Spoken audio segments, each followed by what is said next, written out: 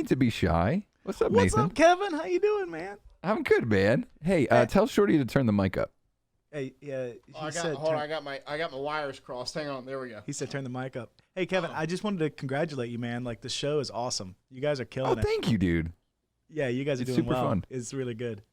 Thank you. Yeah. Thank you. I just wanted I wanted you to like be the intro of this because I feel like people don't know a lot about, because Shorty's very he keeps a lot of stuff like in. He doesn't share a lot about his social life and stuff. That's so true. And to like pick away a little bit, at least at the office, so that people have something that they're like, oh, cool, Preston and Nathan seem really neat. You know, we haven't put Preston's thing up yet, but I have it saved. I can't wait to share it. But yeah, I guess if you're really that smart and you're that cool, then we should totally have you on at some point. So, Sure, but I book everything, even though Shorty is like 3 doors down from you. I apparently still have to do all the work to get you on the show. So he's always telling me you're the guy in charge. So I'm really just the guy that works. You know, I don't do anything but work. Shit. all right, I hope you guys have a good recording. Thank you, man. Appreciate it. Take Nice care. to meet you, Yeah. dude. Appreciate See like you really guys. this cool. I got to turn my lights on. Wait, what's that, Kevin? Wait, you want to know how big Nathan's penis is? Is that? Oh, I can't really tell you that information. I can't. Oh, dude, I got such a funny thing to pull out then. I see what you did there. Not my dick. Not my dick. We're started. Hey, man. Can you turn your mic up though? My mic is all the way. It is not as loud as it normally is. My mic, I could take a photo of it, and my mic is literally. Oh, wait, hang on, I pinned to know the very why. Top. I know why. Because- It's my fault. You are just. I just love you, man. It was my fault. I had my Chrome volume turned way down. Kevin, sometimes I need you to just. I got to get it together, dude. You do. I got to get my shit together. You know what I love about us? I'm gonna tell the audience. Can I speak to the audience for just a second? Just you in the audience, bro. Just me in the audience. First off, we want to welcome you to the keep this going while we're playing Fortnite last night with DJ Demand and Bird. This is what we hear as like we're running through the fields. All right, we don't see anybody shooting at us. This is us, and then Bird will go. We welcome you to the RadioShorty Podcast with DJ Hi Kevin. New logo, new year, right? New logo, bro. You like that, don't you? People like it, dude. It doesn't matter what we think. I love it. I think it's sharp. I got a lot of compliments about it.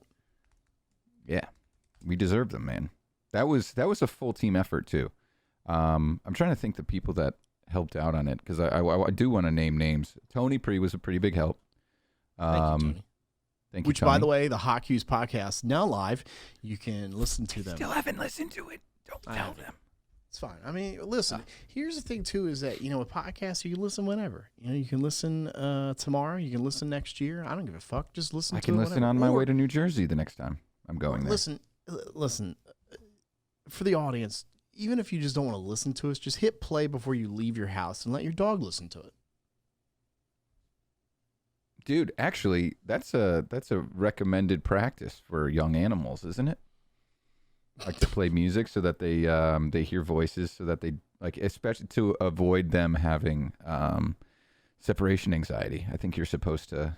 Oh, Sorry. Hang on, Darth Sidious over there. Sorry.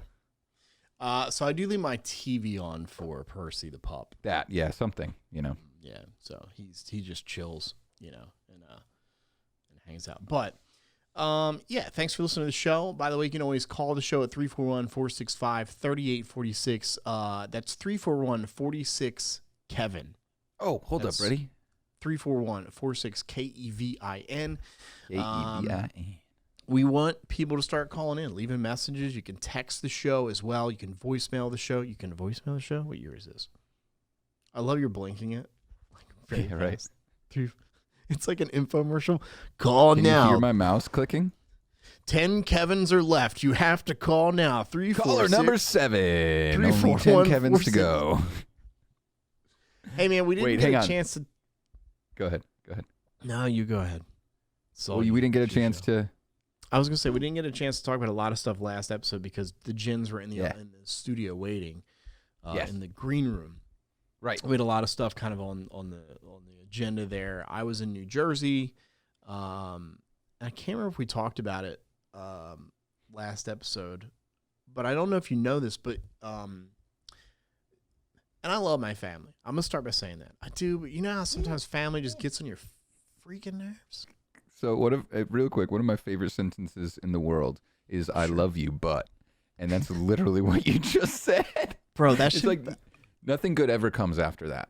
You know what? If we ever change the name of this podcast, it should be called "I Love You, But." I love you, comma, but. B-U-T-T.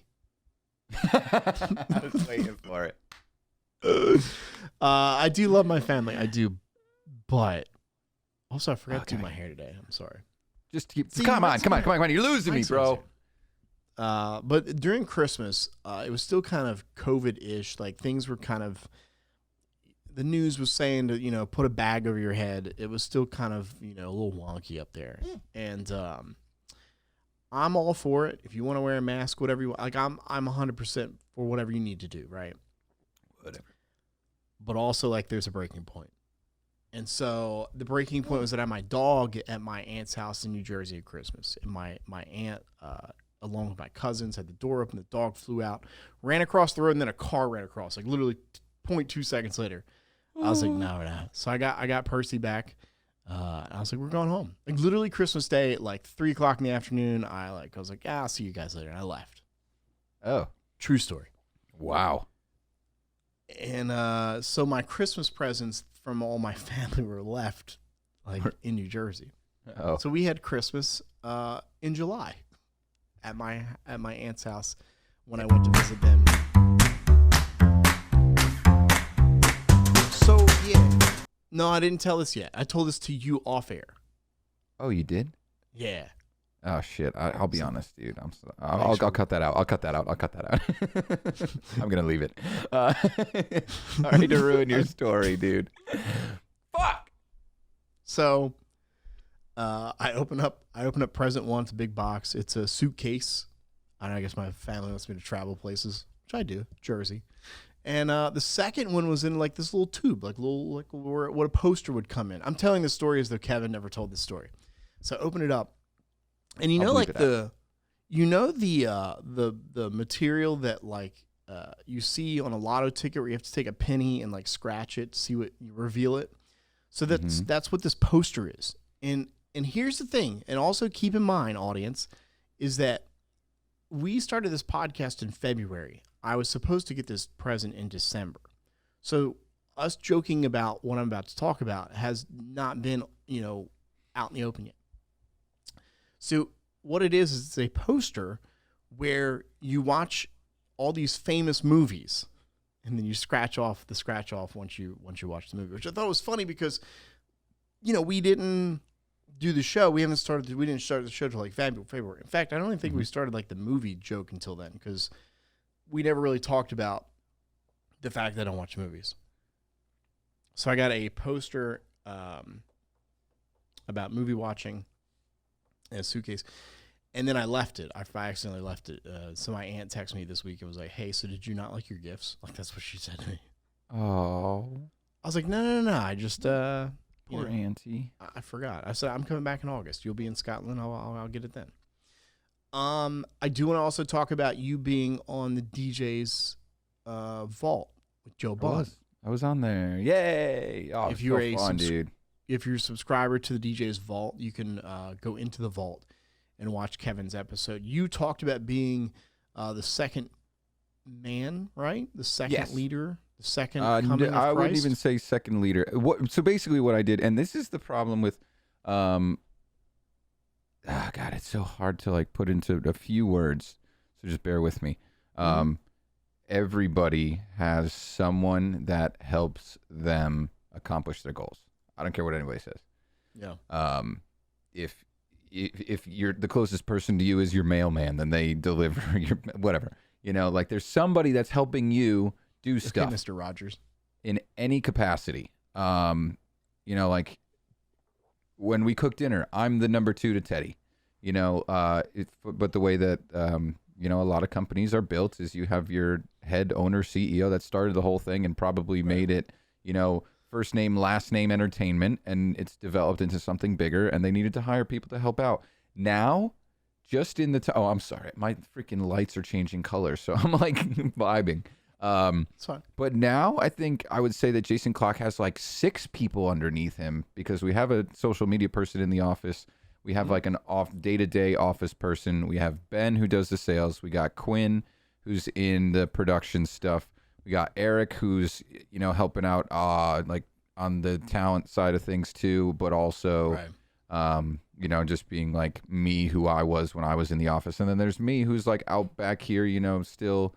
I did training over the spring, and I do monograms and videos and stuff, and I like to help grow the company too, just like as by being out there, by going on stuff like the DJ's Vault, Right. Well, and I think that people that own a company and think that it's just all them, that it's just like one person. You can do it that way. I guess if you want, you're gonna be burnt out. And to be honest, I'll be honest with you. That was me for a while, where so Nathan, who I don't know if we're gonna use that on the show, but Nathan, who you just talked to, we kind of had this conversation with me like a while back, and he was like, "Look, man, like we moved into this office. We have a warehouse out back. We can park our van inside. Like it's a big deal." Yeah, huge. And dude. It doesn't snow there, but up here, when you can park the van inside and you don't have to clean it off when you have to go somewhere the next day, like that is the real game changer. That's true. So our guys would, be doing weddings on the weekends or whatever, and I'd have my own wedding, and I would still like load the vans for them and get I was doing all this stuff. He's like, dude, man, he's like, you got to trust the process. You got to trust these guys that they know what they're going to do, they know what they're going to bring, and it is letting go. And I will say, some people have a harder time doing that than others. I think I am one of those people where now I'm starting to let go. One of our guys, Doug, who's been on our team for a couple years now, I went to middle school and high school with him, and then he came and joined our company about 5 years ago. Starting out as just a DJ, like just DJing. So, that's all I did. And now he's booking his own meetings, and he sits in the sales room and does his own thing. I love like now seeing that process and going, oh, I can trust these guys, that aren't owning the company, but believe and see value in this company. But it is, man. I think that it's a huge step to take. Yeah, I'm glad Jason Clock. I'm glad Jason Clock has the trust, in you guys. Yeah. I would say that everybody struggles with it. But honestly, it's funny looking back now, because Shorty, first off, I don't think I could ever see you being that person that's like, like hounding them for like every little detail or anything like that. I can see you being like I think you told me at one point that you prep music on laptops for your DJs. Originally, yeah. And I was I let fuck that. That. Yeah. No one's touching my laptop. Yeah. I would throw everything in a Google Drive for them. So they would just go to the Google Drive, and every single DJ had their own folder. I would take care of everything. Dude, I saw, here we go. Actually, it's the first 15 minutes, not the first 10 minutes, but here's the Spinelli name drop. He was talking about his crate and how he has like 5, it's like ceremony, like introductions, special dances, their must plays, like when they get wasted, and then one other one, I can't remember exactly what it is. Maybe dedications or something like that. Smart. And that's something that I've kind of done since the beginning. And I didn't realize that there's some people out there that like have a piece of paper next to them that they printed out. Like, you didn't prep the music in your Serato. You know how little time that takes? Right. So I put everything in folders. Same thing. Yeah. So like that way, all the must plays are just sitting in the folder, and I never have to look at that sheet. And also, as far as like when you play it, it turns blue. So it's like, I know I've already played this in that playlist. It's a genius idea.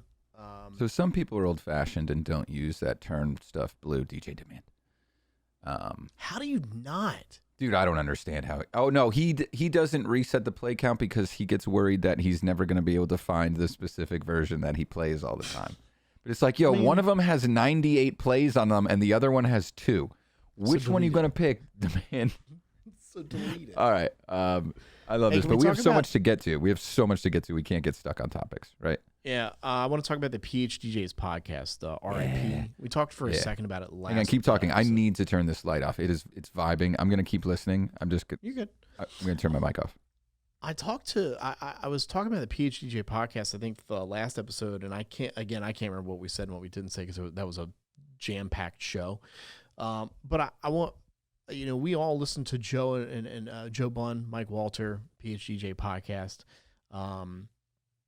And it was the final episode. They went through a final episode, kind of gave their nod to their most listened to episode and that sort of thing. I want to propose an idea to the Phdj podcast, Kevin. That doesn't This exist is- anymore? Well, no, it's still up. And here's the thing. They said it was the last show. And then all of a sudden, Joe and Mike were like, well, we may come back and, we may pop up and do some things, right? So maybe not the last.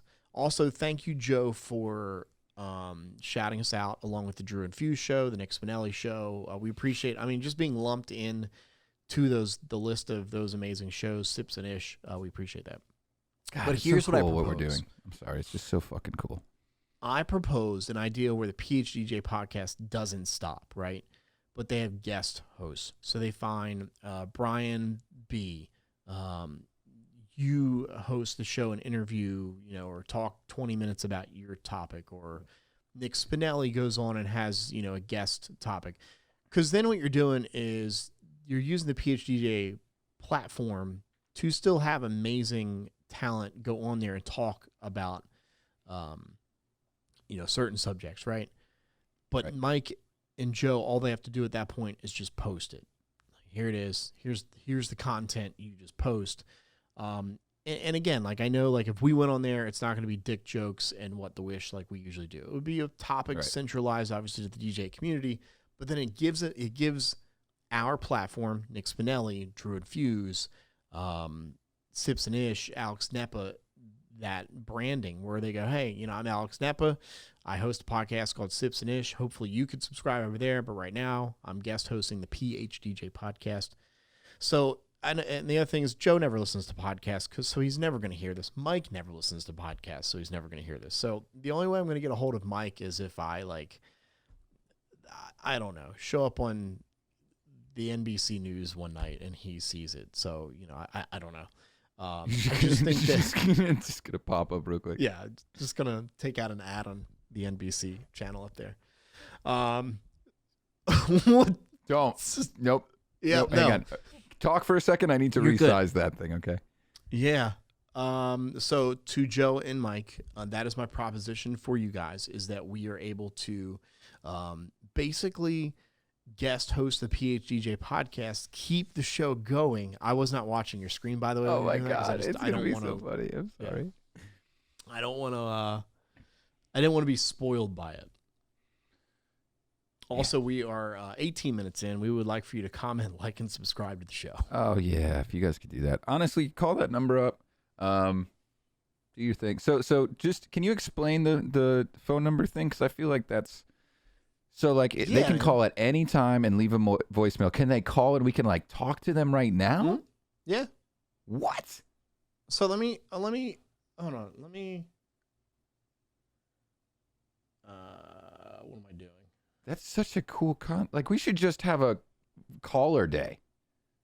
Yeah. You know? Yeah. Hang on. Where is? I am while you're doing whatever you're doing, I am getting back into Twitch. I was watching Nick yesterday and Justin. I was on Twitch for probably like 3 hours yesterday as a viewer. Because I'm trying to motivate myself to get back on and DJ on there again. Get on what's in your number? some way. Some fucking way. What's my name, Kevin? What's your number? What's my name? Don't. You want my See if phone this number? works. Hold on. Nah, don't say it out loud. I got it. Bro, 42 people 867. listen to this a week. I'm not that worried. That's actually a lot if you think about it. Got almost 50 people listening 4,000 weekly. people? Yeah, we need more. While Shorty's doing whatever the fuck he's doing, let's give a shout out to our sponsor, GamerFuel.com. Use code DJ Hi Kevin at checkout for 15% off. Fremont, California is calling me. That's me. you want me to it's pick not up? working right. How do I do Google Voice inside my... Should I answer? No, you don't. Should I answer? No, it's fine. No. Okay, you ended. Anyway, gamerfuel.com. I got as the lead sponsoring influencer. Fucking douche. What the fuck are you talking about? What a fucking nerd. Stuttering along. What a pancake Bro, I am. You're stuttering along. What is happening? I got my pills. What the fuck back. is happening? I'm trying to give a fucking commercial and you keep interrupting me. So I finally got my big brain back. You know Shut what helped the you fuck with up. that You know commercial? what helped me? Big brain Muting for you. game. Boom. Boom. That will help. Now I can finally talk without him interrupting me. Hey, Oh, everybody. yeah? It's just, God damn it. No, he's snaky. So yeah, big brain. It's great to have it back. I felt like I was in a little bit of a fog just from not having it for a little bit. I then bought my shaker. I bought a Gamer Fuel shaker, and I got some pre-workout, and I'm excited to see what happens. Dude, it's good to have it back. It really is like my favorite way to consume my vitamins is first thing in the morning. So I like to go for a morning run, and then I consume.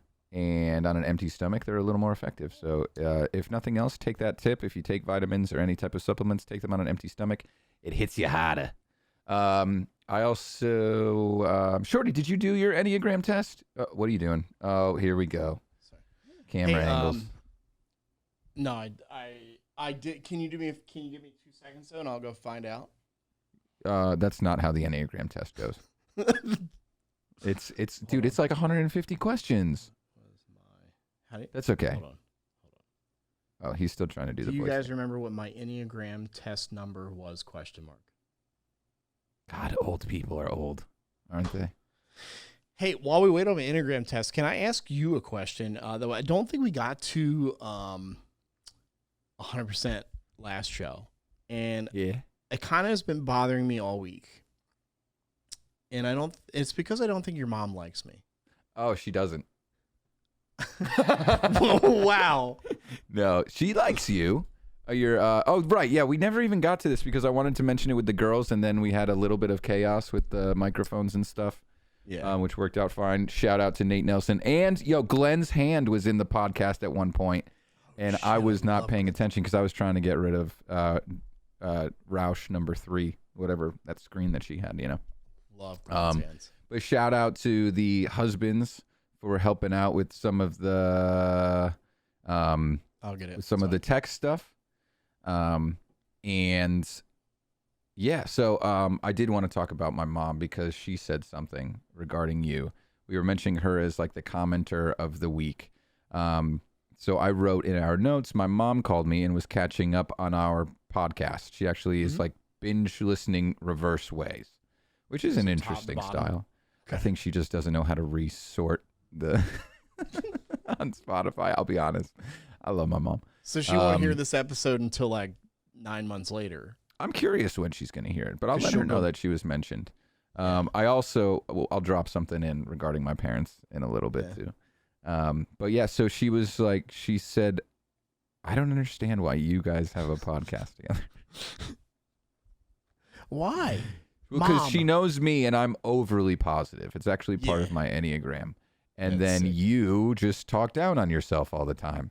And there were a couple more examples that she had. Nothing like crazy, No. Go. But What are the other examples? Let's go with them. I think that I don't know. I'll be honest, I can't remember. That was 3 weeks ago now. So Maybe it was only a week ago. I don't remember. Mom.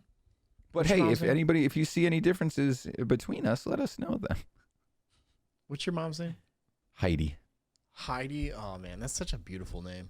It is a beautiful name. There's like 2 Heidi's Heidis in the is entire country. I know. I think I only know 2 Heidis. The Heidi that used to do mornings with us at the station, and now your mom. Which I don't really know That's your mom, her. so it just doesn't count. Actually, they're the same person. My mom used to do radio with you. That's why Why she you doesn't laughing? like me. That's why she doesn't like me. Yeah.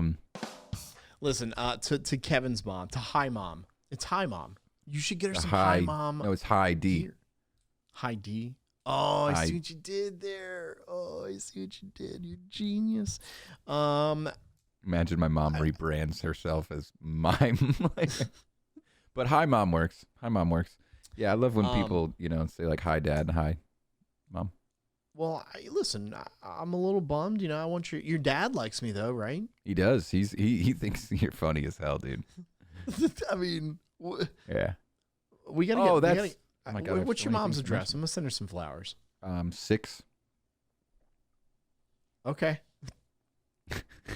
Actually, their number address is the number 3. It's pretty Okay. cool. They live on like a cute little road and stuff. They're so cute. It's so So sickening. your mom may understand this. Has she done the Enneagram? Does she know what that is? Does she understand the personality test? She understands it. I don't know if she's done one. Okay, so I have my Enneagram. I've got my results. Oh, you did? Cool. My number, if you're gonna look this up, Mm-hmm. my number is 6. You're a 6. You're the loyalist, the committed, security-oriented type, engaging, responsible, anxious, and suspicious. Suspicious, ladies. How you doing? I'm a little suspicious. Don't be suspicious. Don't be suspicious. Don't be suspicious. All right, and what's your wing? I don't know. Just Your they second wrote back biggest and one? said, Oh, they just told you you're a 6. Okay, cool.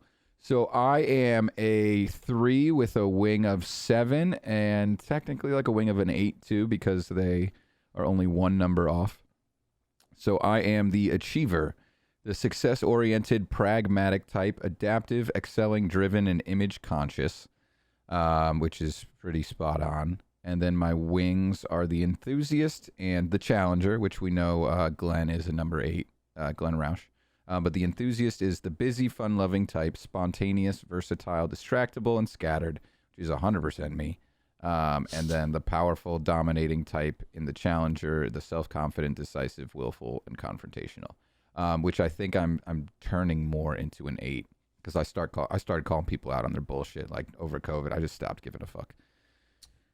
I can see that. Yeah, you called me out on my bullshit. You were like, "Where are the social media clips, you bitch?" I did, and I never would have done that 3 years ago. Never. 3 years ago, I wouldn't have done that. Yeah, but what changed? Why were you just like, "Nah, fuck it. I'm just gonna I'm just tired of, I'm tired of like it boiling in my head.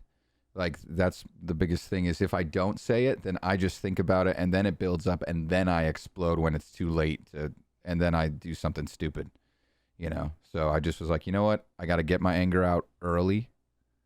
Not anger. I got to get my feelings out early. Sure. It's like So yeah, therapy. that's what I do now. Specifically, if you play with me in Rocket League, I will let you know how much you suck. You do that with me in Fortnite. I do, but You it's do. not making you worse, is it? I'll get back to you on that one. I don't know. Not sure. So my dad, I got 2 more things to mention about my parents. And then, so my dad did, he typed the number out and he was like, this can be translated into ego, I'm Kevin. 34146 Kevin can translate into ego, I'm Kevin. So if you need extra letters to learn. And also mentioning my dad. For the phone number. For the phone number, yeah. Oh. And Ego, also, Kevin? here's my dad. Holy shit, there's your dad. Your pa. That's my dad. That's him acting like a total goofball. And you know what that is in his hand? Looks like an amp. It is the entire Jim Flicks library. Which I will put the video. I'll put the video in like right here. I went through the entire thing, flipping through it.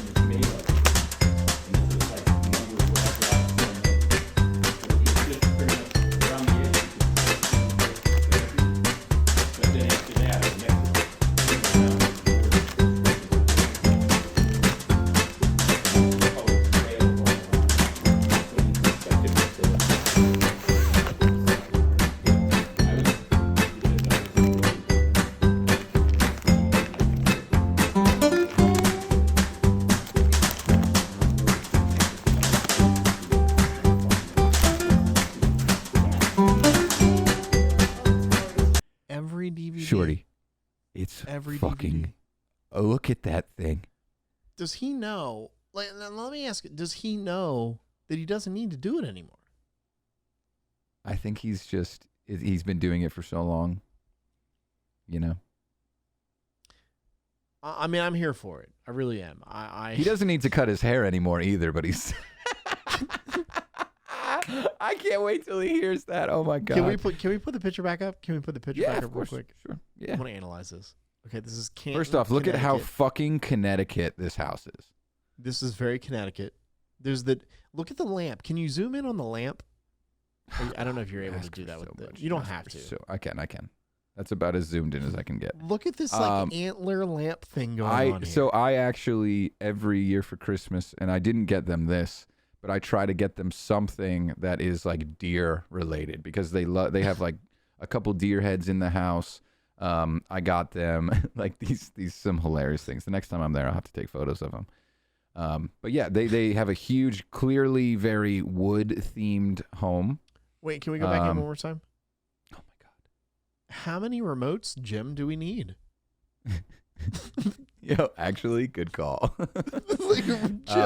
Jim, if you have Jim Flicks, you don't need 4 remotes. I think he literally only needs like that little Roku one now, but you know, he's committed. The other 2 look like direct TV remotes. That one looks like a Google like like one of those. smart So that's TV the remote. one in the back is the Xfinity one, and then one is to turn on the TV and change a bunch of inputs. The one 'cause by my the dad is lamp looks like constantly a changing. VCR remote. That is the Xfinity one. Wait, is there a 5th one back there? Jesus Christ, Where Dad. are we? Where? In between the coasters.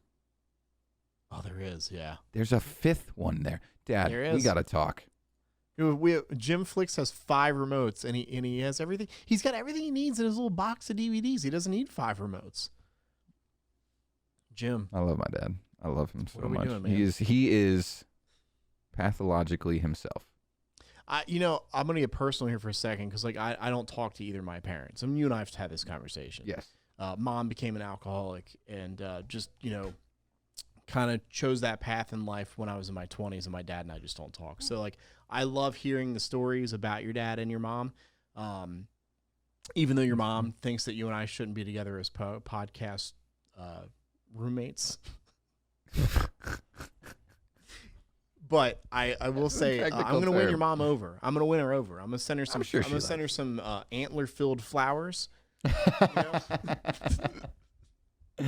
the house. I'm going to send her some antler-filled flowers. We are excited for our guest arriving shortly, MIKEY VILLA, who many know. You can you know him from DJ Collective. No. Did he go DJ Collective? No, DJX. He was in Vegas. Listen, this guy travels everywhere. He's in Seattle around. Like two hours ago with 2 days Big ago. Earn. Yeah. So I'm excited to have Mike on. Before we get there, I want to say toward the end of the show, I know we do What the Wish and we do dad jokes. I have a new segment I would like to bring to the show, if you're okay with this. Being that I'm a single guy and I'm on the dating app crusade, as the kids would say. The kids probably don't say that. I wanna do a segment. I don't really know what to call it. Okay. I'm trying to find a name, but and I should have sent you the screenshots, but I only found this out this morning. But I wanna pass along. How do I pose this? I don't know, but you should do it. Do a segment where like I give you guys like opening like pickup lines. Something you would say to a girl as you're opening up the conversation. Ooh, okay. And you guys give a yay or nay as to what Shorty, I could see you sliding in somebody's DMs and that works. Like that's kind of funny to her. Or you're like, that might be a little like no. But I don't know what to call it. So it could be like hit it or quit it. We need to come up with like a name like that, Like okay, so you pose this line. Are you hitting it or are you quitting it? Well, you sound like you're just going straight in for the bang. At this point, Well, no, I mean, yeah, kind of. But it's you, baby.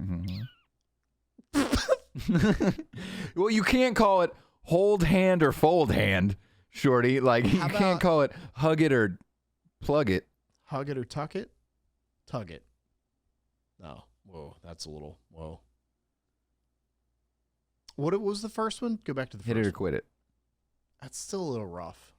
Okay, well, we'll workshop that. We'll work on the name. I just want to. I have a couple screenshots of like DMs from people on Tinder and Bumble and stuff and Hinge, and so I'm gonna just go through a couple replies that I saw. I'm like, oh, this might be actually kind of funny. Might get me into the DMs and in the conversation. We'll do that toward the end of the show with What the Wish, and with So many things. what is the other thing we do? Dad jokes. Yeah. Dad jokes. What's that other thing we've done for 2 years? I know we're waiting on Mike Villa. I know I have weird news He's here. as well. We're good. Can we do weird news at the end then? Yeah, we can. Let's just do it now. Let's do it now. Yeah. We'll get it. We'll get it at the end. Mike's here. I want to have Okay, him we'll get it at the react to it. Good call. We'll do that. Ladies and gentlemen, the man, the myth, the legend. You may know him from the sunny side of the West Coast of California. He's now in Dallas. His name is DJ Mike Villa. Mike, what do you wear? Wait, Mike, do you have a Bucky shirt on? Are we already Dallas? We're already there? Bro, got it on the way in. I was down. There it is. I actually wore this for the Hot Cubes guys since y'all were talking about Bucky's. And it's definitely yeah. a thing.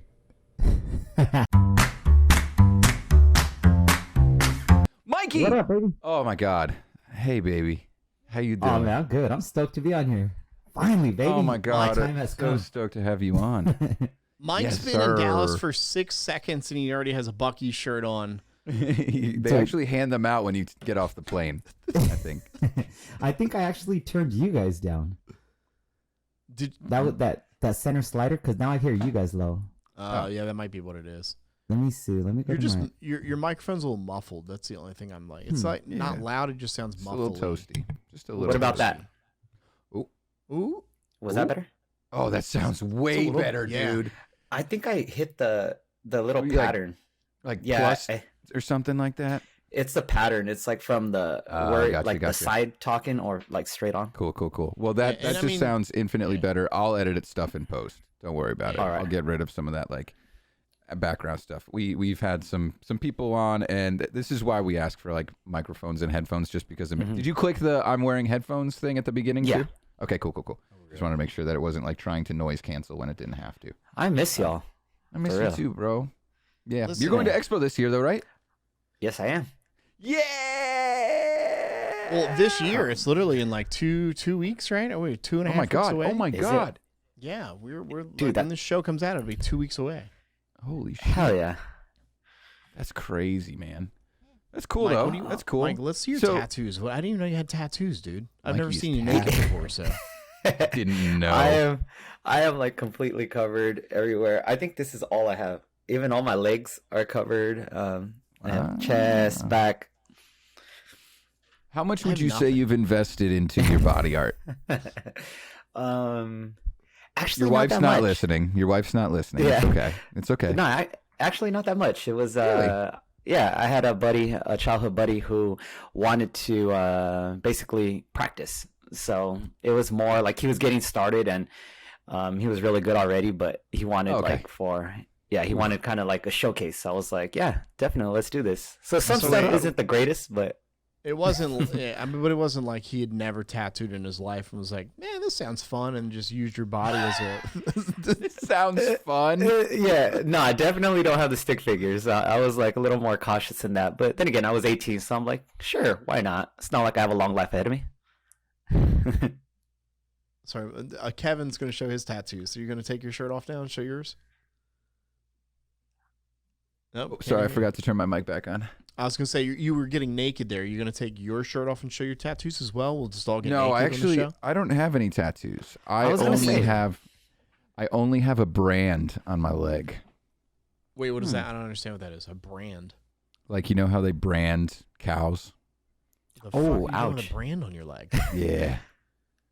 What? If I had shorts on, I would show you, but then I would have to pull my pants like down, which I don't think is very. No, I think we need the female audience. Could you Yeah. please pull your pants down. You're gonna make me pull my I'm pants not opposed. Here, listen. Here's the thing. Here's I have the normal Kevin- boxers on, so I can do it. I don't give a have like shit, do weird it. ones. Take your pants All off. right, hang on. Take your pants off. Yes, Taking is this a pants off. first right here Oh, here we go. on the podcast? You We- can't we even had really somebody- see it, but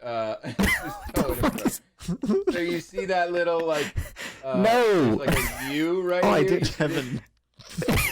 Kevin. That's my. This has been brand. on the highlight reel. Kevin, you Yeah. are the whitest, palest Irishman I've ever seen in my entire life. Bro, I don't tan my thighs. Like, I don't go and Shorty, show me your fucking thighs. All right, then.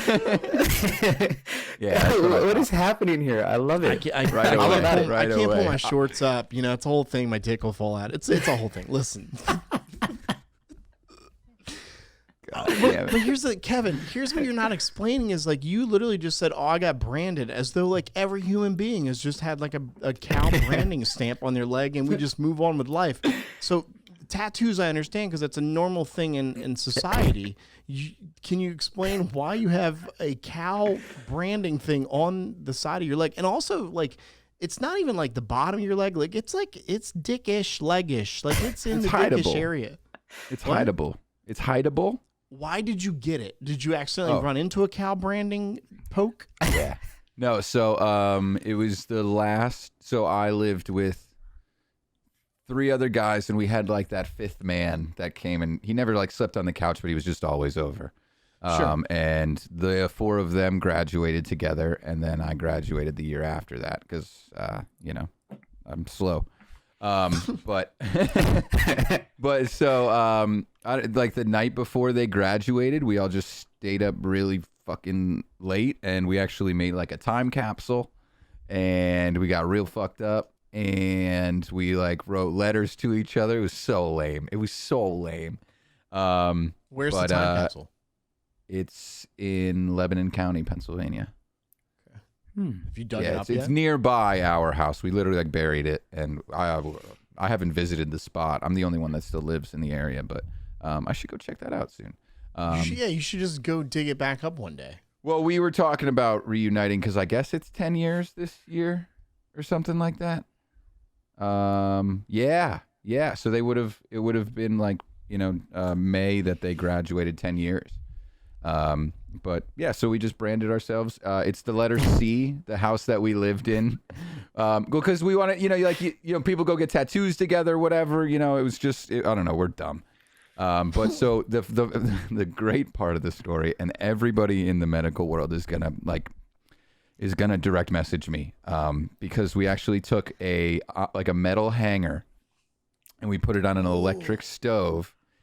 And then, so there were 5 of us, right? So one person sitting down to get the brand, one person on each leg, so that's 3, and then one person holding the arms and shoulders back, and then the last person like pushing it in. When I tell you pushing a hot piece of metal into someone's skin is kind of satisfying. That's sick. What? It's like a hot No. knife through butter, dude. It's like it just goes right in. You're It a smells serial terrible. killer. It hurts like shit. Oh my God, does it hurt? But nothing hurts worse. And Mike, you can understand, like, you get the itches after. You know, when you get a fresh tattoo, you kind of, it bleeds a little bit. You got to take care of it. You got to rub shit on it. Like it was like another year investment of dealing with like putting shit on. It's basically like giving yourself a wound that you then have to like heal over time. Man. It's gross. It was gross. So on your 10-year, what you do is you pull your pants down and get your other leg done. Fuck that, dude. I'm way too smart to do that again. I'm smart enough now, I guess I should say. Like I've seen that stuff in movies, but I've never thought that people in like actual life were dumb enough to do that. Like, and you described, you literally are like, oh, I had a guy sit on my head and 3 more guys on my arms and a fucking elephant sat on my legs and they fucking, like, who does so that? And why have I never heard this story? We've done 22 episodes of this show, and not once you're like, oh yeah, by the way, I got a fucking. I don't tell a lot of people.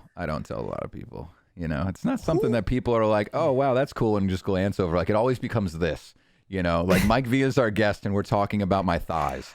I am here for it. I'm here for it. Wait, in appreciate AC in 2 weeks, you're going to see on my Instagram, I'm going to post. I'll be right next to, it's going to be a little weird, but You know, you got to be comfortable with yourself. I'll be right there next to Kevin's thigh, penis area, and I'm just going to be like, "What's up?" Yeah. I'll be like that telephone pole where Tupac died. Like everybody's like taking pictures with my thigh. But no, so like it was. No. So at the time, no. You compared your leg to the fucking bull with Tupac. What is life? Oh, my face hurts so much. One of the greatest rappers of all time, and you're comparing yourself. Have you met my thighs? No, so glancing over that, we all smoked cigs at the time pretty much, and the coolest thing that I did was before we put the thing in, I was just ripping the cigarette and I was like, yo, if I'm about to put a hot piece of metal into my leg, this shouldn't hurt. And I just stabbed a cigarette into my skin, dude. It was so gangster. Bro, how much drugs were consumed that evening? You just like, we smoked a little weed, but we were mostly drinking. I don't think we did anything else. I mean, I've never done anything else. Yeah. Okay. So I'm gonna propose that in AC, we definitely, since we started with tattoos, then segued into branding, we definitely should go just blast something. I've been itching for another tattoo. Yeah, dude. I don't have any. I do need to. I do need to get something. Teddy's inked up like crazy. Yeah. And I feel like such a like a sheep next to her. Because like especially if we're at a pool, like I'm just this like barely shapely, skinny swimmer bod guy, and then Teddy's like tatted to hell, hot as shit. And I wear baseball caps. Wait, are we trying to make a pact right now that all three of us are going to get tattoos together? I think we need to get like 33 people to do it, and then we just have a line out in one place, and the guy's like, God damn it, another fucking the same thing. Dude, the guy, he's like, just another fucking music note. Yeah, here we go. Great. Yeah. I want a tramp stamp. That's where I want my tattoos, right on the Oh my god, dude. I'd be down to invest in that. Yeah. Okay, all right, here's the thing. It's a all right, story. so if we all three packed and decide to get tattoos in Atlantic City, what image are we getting? Headphones around our neck. No regrets. No regrets. Yeah. I don't know. Think about it. We'll think about it. This is clearly something that you cannot make a win decision of. So I think that's why I never got a tattoo, because they always say, think of the idea that you want, and then if you still want it in a year, then you go get it, right? That's sort of the way that you make sure that you want it. But I have ADHD, so I can never remember my ideas. Well, you could just write it down. I actually have like a notepad with like 40 ideas, and now it's the problem, which is the first one that I get, With your tattoos, you have a notepad Mike, of tattoo ideas? what was the first one that you got? First one, man. I think it was the Angel of Death, actually. Yeah, this one right here on the side. Oh, shoot. Okay, cool. Yeah, I was like, nah, just go big. Wait, Fuck this it. whole arm is your first one? Mm-hmm. The whole arm? You were like, let's just fucking do the whole arm? Yeah, with my farmer tan right there. I'm over here like I'll do like a little yellow duck on my ass or something. You're like, let's just do the first arm. The But whole look, arm. if you did a yellow duck on your ass, that's definitely going to be more of a talking point than, Angel of Death. Because then it's going to get deep and like, I'm going to start crying or something like that. But you're going to be like, hey, so one time I was in Atlantic City with all my homies, and you finally met Jason Janai and you're pumped. So you went and got a yellow ducky in your ass. Got a yellow duck. Can you imagine? Listen, I mean, I'm not opposed to getting a yellow duck on my ass, but here's the thing: is that no one's going to see it, So it's just going to be my little secret, Where What's the talking I just point? get extremely intoxicated and pass that on Kevin's bed in Atlantic City, and he sees my duck butt. It is Atlantic City, though. I've seen some people heavily intoxicated. Shit happens in AC, man. We're talking a lot about Atlantic City DJ Expo, August, was it 8th through 11th, right? 8th through 11th, is that correct? I think that was Something like that. Was it the first time? Was that your first time last year, Mike, going to AC? Yeah, last year was my first time. Went for Crate Hackers and to work the bum booth, and it was awesome. I think that's actually, Shorty, where we met, right, in person for the first time? Yeah, so Yeah. I think originally, like, I've told this story a bunch of times, like, my whole career of meeting DJs has all been when the pandemic happened and Call of Duty happened at the same time. So I'm sure somehow I linked up with you because of somebody or whatever. And so we finally met in person in Atlantic City, which Mike, if you ever see Mike in Atlantic City, he's always got a smile on. He does have a shirt on in Atlantic City. He's not naked like he is now. Mm-hmm. Which hopefully you'll just wear this the whole time. You just walk around the boardwalk. You want me to take my Buc-ee's tank? I will. I hope you do. There are that's no not Buc-ee's fire. in Jersey. I'm gonna bring this for you. What, dude? What happened? Is that the sticker that comes on the Yeah. tag? Yeah. Yeah. He literally just got it, dude. Like, Yeah, no, I got this. I've been in Dallas now. Man, I don't even know because I've been to Dallas. I've already gone. I was in Seattle, just got back. So I think I've been in Dallas about 2 weeks total, maybe. Give or take. Oh, actually, you know what? I got here on the 4th of July. Yep, they had fireworks and everything when I entered the city. It was dope. Oh my I was like, you God. guys are like far too goddamn kind. 2 weeks and 2 days, then that would put you at. It was all for you, Mike. They only did the fireworks because you were driving through the city of Dallas. That was all for you. That's absolutely what I believe. I think you're onto something there. I think that's legit. So how's everything been, man? You know, I see you out there with your hat on, cutting grass, loving life. Wifey's happy. Apparently the kids are happy. You know, making friends with the other kids in LeForce. How's it? Just take us through it, man. It's been great, man. It's been an absolute whirlwind. Texas is definitely different. It's I know people always say that, but I mean, Kev, you and I was here like a week before you and Teddy came through last time. Yeah. And so it's definitely different. It's when I got here and they rented a house and it's like, okay, you're taking care of the gardener, and they're like, no, you have to take care of your own watering. And so next thing you know, I'm buying a lawnmower and an edger, and I'm out there all of a sudden. I always joke around and say that, like, when I'm outdoors and in the sun DJing, and I'm like, I show up as a DJ and leave as a gardener because I'm all like burnt and everything, and like no knock a gardener, just like the stereotype, like I only speak Spanish now once I leave the wedding. But it's I got here and I had my hat on. Dude, the hat was great touch. I'm out yourself, here, I got to, and I'm out here mowing my own lawn, and it was nice. It was nice to. What I love about Dallas is, as massive as Dallas is, as bougie, it's like there's a lot of people are just like blue collar, and everyone's like that. Yeah. Just I mean, you know, a ton of the LeForce boys. Everyone's so many superstars on that roster, and they're just all like, hey, let's slam some White Claws and let's do XYZ. It's fun, man. It's great people. Everyone here in Dallas has been extremely nice, extremely welcoming. And I have family here in Dallas, so extremely familiar with the city. Is it your sister-in-law? No, my cousins. Your cousins. They run a charcuterie board business, I think, right? Yeah. Okay. Yep, exactly. And so, my cousins, they came out here and about, I think, 6-7 years ago. And they've all loved it. So I visit time to time, and then I've worked out here. And so it was just, it's awesome. It's somewhere where I always wanted to be. Because California, as much as, I grew up loving California, once I had stepped foot for the first time in Dallas, I was like, this place is awesome, and I wanted to be home. Bro, it's not, I mean, the weather obviously is a little different than pretty much everywhere, especially right now. You guys are probably like 107 degrees out right now. 108. Yep. Oh, shit, man. And humid. Price is right rules, I fucking win. It's cold here. It's 84.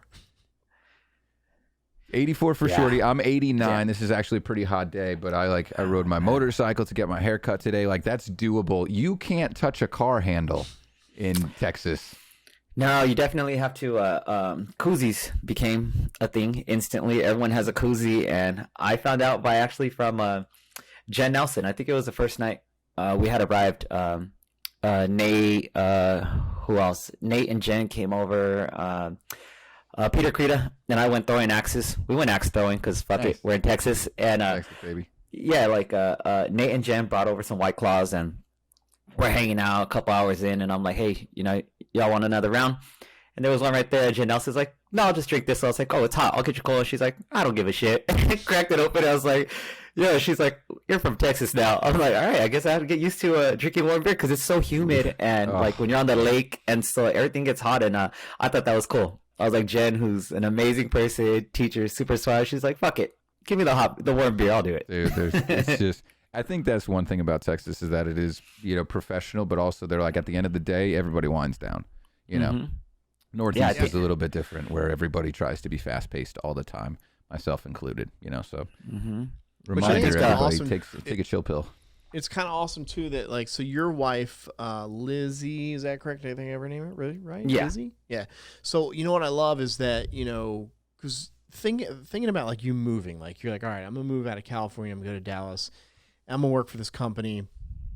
And I think that your significant other or any significant other would be a little worried, like I'm leaving the place that I've known for so long to go to this place that I don't really know and I don't really know his people. And I feel like Jen, I think I saw him like day 4, they were out on the boat together, just chilling and having fun. And I think it's awesome that the LeForce team, and I think it's something that I've looked into a little more, and even other people have looked at and went like literally, like if you think of DJ companies, it's like we DJ, we're in the office, and then we leave. Like that's all you really see, right? Mm-hmm. And with you guys, it's like, yeah, we see your Instagram reels if you had a wedding, but then on a Sunday, you guys are all on a boat having this kind of family-like moment, and I think that that's super important. And honestly, I think it's probably something that a lot of companies, let's just not even say DJ, a lot of companies don't do. So like the culture with LeForce, like, yeah, I know you've only been there for a couple weeks, but just your experience with Glenn, Nate, Justin, the culture with LeForce, like, I mean, obviously I feel like you're having a good time with it, having fun with it. Yeah, man, I absolutely love it. It's definitely a dream come true. There's not very many companies, out there that you nailed it. It's really work hard, play hard, and LeForce is a full community. So I know like the wives, they have a LeForce wives like group, and there's a lot of networking events within the company.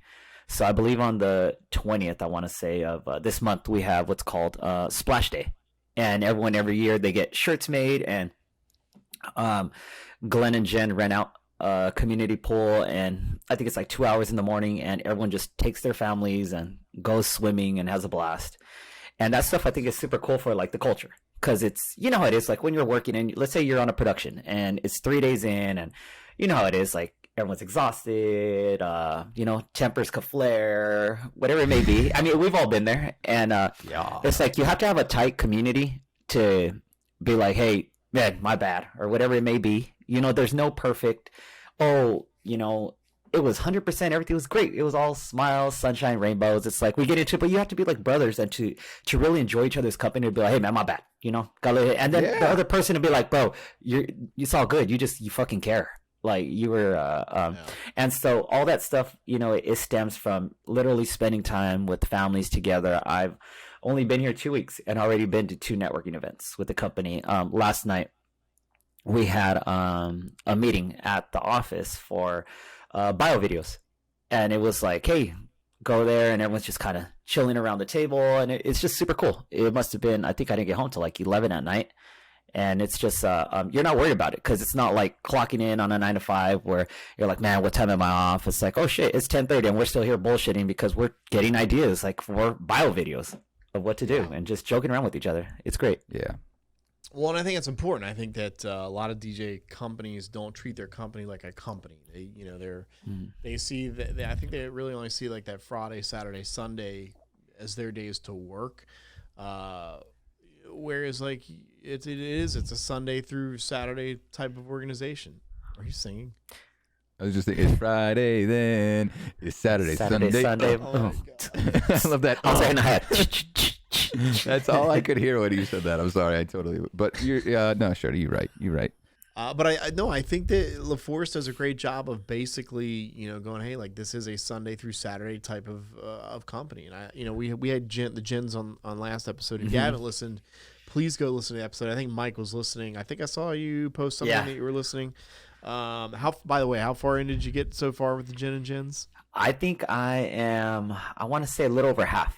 Because last night when I was building stuff still here, trying out the house, get situated, and I have y'all in my AirPods and listening to all my homies' podcasts, and it's just a blast, man. So you probably haven't gotten to Where's My Vagina yet. So you probably not yet. Yeah. So you was it. Yeah. When you posted like any question, then when you said about Glenn saying this is not a good idea, I reposted something and Glenn I think he texted me and he's like, oh man, these jokers, like he's like, you already know, strap your seatbelts, it's gonna be a blast. Well, we asked Shorty, I love that you've been doing that. You've been asking the community for questions and stuff. Like, it's not for a long time, but people are eventually going to catch on and they'll realize that we record on Wednesdays. So keep an eye on the Radio Shorty podcast Instagram on Wednesday mornings, because that'll be your chance to figure out who our guest is early and give you a chance to say something. But also, we have a really cool phone number that you can call. There you go. Just flash it a couple of times real quick. I can't wait to hit that line. Can you flash it again, really fast? Like, there are 10 more Kevins left. Please call 341-46 Kevin. That's 341-46 like Kevin. paintball fingering my mouse right now. Oh, hey now. Oh. I like the look he's giving the camera too as he's doing it. Yeah, baby. Hey, baby, let me paintball finger you. Obviously, like, we're here like asking the questions, but I think that there are people out there that when I listen to a podcast and I listen to like Joe Rogan, or I listen to somebody that I admire, like a Howard Stern, and he's asking these questions, and maybe it may just be me, but again, we can all take our drinks. I used to work in this thing called radio, so I would interview people. And so, that was my job. Part of my job was like sitting down and cutting it up with certain artists. And so I take this kind of the same way. I take it seriously. I want to be able to have it professional, but also as I'm listening to Joe Rogan, and he's interviewing someone, I'm like, oh man, I would have, he asked one question and I have like 3 more bullet points that I would have asked that person. And I think that people probably listen to podcasts the same way, where they're like, why didn't they ask fucking Mike Villa that? Well, now you can slide in our DMs, or you can hit up the voicemail. And ask your question. And I almost sent the number to Glenn and Nate, but I was kind of scared what they would, because they're in Cancun this week for Think Tank, or in Mexico this week for Think Tank. So Cancun, Mexico, same thing, I guess. Yeah, right? Yeah. I don't know my states and countries and counties. Just keep talking. So I was going to send them the number, and I was like, Nate would come up with some like fucked up shit to ask on the voicemail, and me, I wouldn't even screen it. I would just hit play and it would play. So I did not send the number to them. I want to pitch this idea to the phone number. If anyone can do any impressions, so not to like literally milk completely off of what Drew and Fuse did, but kind of, yeah. They had like Arnold Schwarzenegger call in, and then somebody else. I don't remember who else. But if you have any like out there impressions, no Arnold Schwarzenegger, because that's just beaten to death. Okay. Everybody can do that now. State of California. Yeah, that's it. And so I don't know. Like I can think of one impression that Nate does really well that I would love to hear. The Hank Hill. Nate has a lot of them, dude. Like, Nate's a performer through and through. Nate Nelson would do a Hank Hill in Dallas, Texas, where King of the Hill. Dude, he ordered what the fuck? Whataburger, and then we get to the window and the guy's like, hey, you sound a lot like Hank Hill. And like, dude, the whole car falls over. Like everybody, there's like 8 people in the vehicle and everybody falls out of their chair. The car's upside down in the drive-through lane. Like, it was so fucking funny. I hope he responded when he said it like, thanks very much, man. Like, and just he literally just went to normal Nate voice and like, well, this is my normal voice. And that was actually a Hank Hill impression. It was so funny. Oh my gosh. Sorry. I'm thinking of Nate Nelson. So Nate did the impression when I interviewed him the first time on episode 2 or 4 or 3 or something. I don't know. We were supposed to have Mike on during Vegas, but we decided not to. Because Big Ern, I interviewed Big Ern in the house, and he got so wasted, like shit face. I mean, he was just like, yeah. I mean, I'm making this whole story up. He didn't get wasted, but we did not interview Mike V. Ern or me? Big Ern. I got wasted. Oh, I was like, yeah, I got wasted. I was doing peanut butter jelly shots. Dude, Teddy just started doing that shit. It's good. So we're sitting at the house that Mike had Airbnb'd. By the way, this is how baller Mike is. He doesn't get a hotel. Fuck a hotel.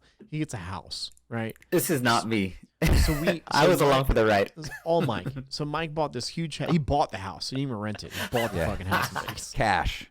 cash.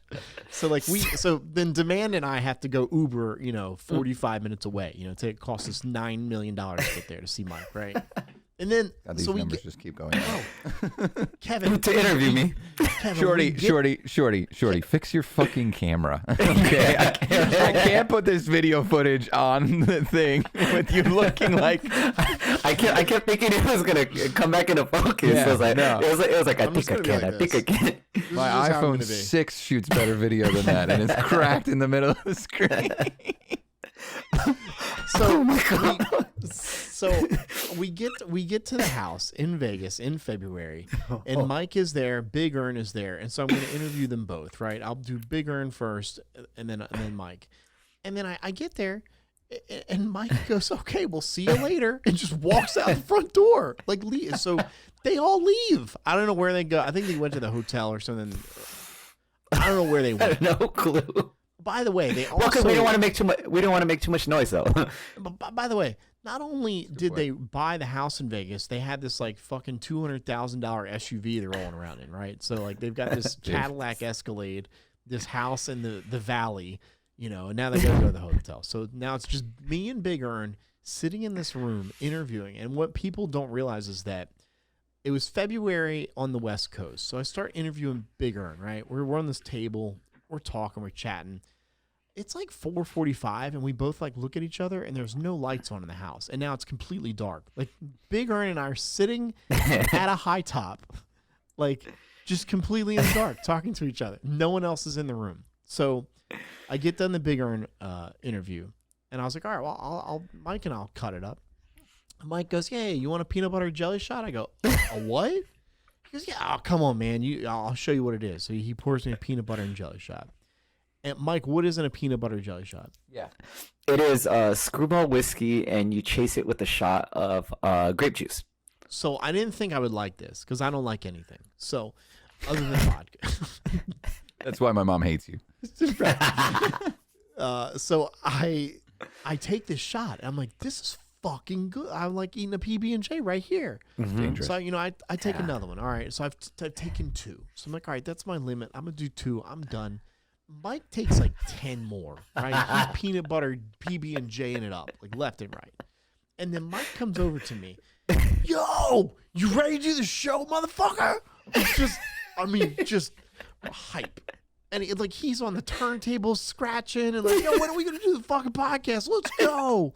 Like Big Earn and I are sitting on the couch, sober as birds. Like just, I was like, Mike, I go, maybe tomorrow, man. Maybe we'll do it tomorrow. No, come on. We're good now. And I was like, I looked at Big Earn and I'm like, can you imagine what this fucking podcast is going to be? He's 12 PB&Js deep.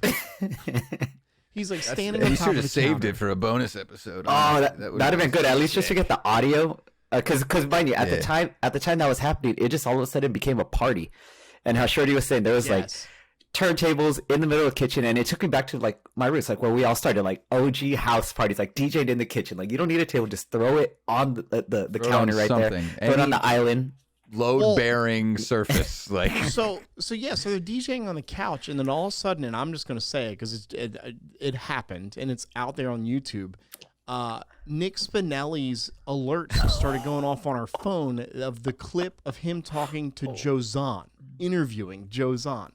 So now everyone is like, oh my God. So they literally airplay the fucking video to the TV. You've got 12 DJs standing around watching Nick Spinelli interview Joe Zahn. And then like, we all know how that interview went, which was not the greatest. It was abrupt. Not the greatest. So then Mike's like, hyped up again. And you got Mike taking, IG videos of the fucking TV, and then more it was a whole thing. It was an absolute, like, I walked out of that house and I was like, Demand, I'm just gonna go to the hotel. It's 9:00 at night. I'm done for the night. I'll see you tomorrow. Like, it was a whole thing. Yeah, because it was definitely early when we started. Because I know you got there during the day. It I was. definitely know that part. Yeah, I got there like 3 or something. Interviewed Big Earn. Big Earn's an interesting dude. I love that man. He's such a sweet guy. But I'm gonna say, fuck him for making me try Bloody Marys or whatever the fuck that was. You don't like Bloodies? Nah, I'm not a huge Bloody Mary guy. Mikey, we lost you. Mike, we lost your volume there. Oh no. It was we're talking about peanut butter jelly shots that we're gonna do. Yeah. Okay, so Teddy makes a peanut butter. Okay, so just to catch everybody up, we love technical difficulties. We actually try to make sure that we have a technical difficulty in every single episode. So By the way, DuoCast will be interesting. The technical difficulty is brought to you by gamer-fuel.com. Gamer-fuel.com. Use promo code DJ High Kevin checkout. 15% off. Get your what is it called? Your brain juice. Big brain. My big brain. Big brain. Your big brain. Yeah, dude. Everything's on there. It's our one and only sponsor. If you'd like to sponsor the show, hit up Kevin. Yeah. I don't have another sponsor. But first off, I'm wearing Bob Hickman's brand right now, Marquee. Right? I don't know if you guys know Bob, right? Mm-hmm. Yep. No of him. I'm also, my buddy across the street is a photographer, and he takes photos for this Lost Boys. It's like a car brand. So like if you're into like, doing things with your car, like wheels and go, if you like to do that type of stuff. Kevin Lost Boys is currently... Kevin, What? Kevin, you look like a fucking NASCAR driver with all the logos on I it. feel like a NASCAR driver. You're like, I like to shout out to the Lost Boys Stay Lost podcast. Before I spray this champagne all over my wife and my 7 kids, I would like to thank Lost Boys clothing brand as well as gamer-fuel.com. I'd like to thank the High RadioShorty Kevin podcast for doing everything they did for me. I'd like to thank Wendy's for supplying chicken nuggets every single evening for me. And all right, let's pop this shit. Dude, that's hilarious, man. Actually, Talladega Nights is my favorite movie. I fucking love that movie. Alongside Dumb and Dumber. Those two, man. You've seen it, Shorty. Nice. I have seen Talladega Nights. There are movies I have actually seen, and they're far and few between, and I understand that I have a lot of work to do in the next 10 years that I'm still alive, but, You said the movies you see are what? Are good. No. Are they're you said far and few between? Few and far between. Few and far between. Whatever. Listen. South Carolina, everybody. South Carolina education, everybody. I've seen Talladega Nights. I love it. I hope eventually people are going to be like, Kevin, stop being so fucking mean to Shorty. You're the reason he's mean to himself. This is actually accurate. It's you. Listen, if your mom is listening right now, like, it's your son. Mike, you weren't in for this part during the beginning of the show, but Kevin's mother, he went to go visit them in Connecticut, and Kevin's mother said, hold on, let me get it.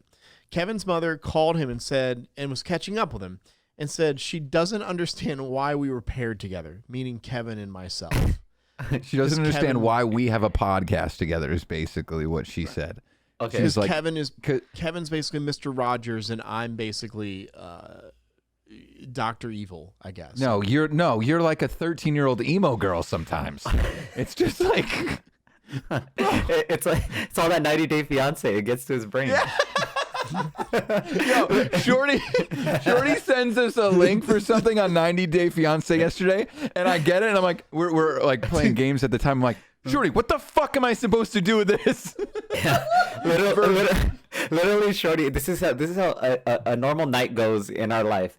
So it's probably like around 8 p.m. I mean, fuck, I don't know what time zone I'm in now, but it's like it's in the evening, and I get a text like, hey, when y'all ready to jump on COD? And it's like everyone's giving just random, okay, in an hour, half hour, I'm down, and Shorty's like, all right, as soon as this episode of 90 Day Fiance is done, I'll hop on. Every night. Listen, we've talked it's his about guilty this, pleasure. okay? We can't blame him. Listen, first off, like I it's just what I like. Okay, I don't even have an excuse anymore.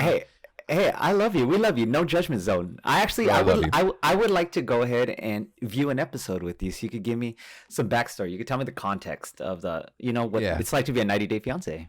Shorty, do you have like a so on 90 Day Fiance, it's like two people pair up and they date for 90 days?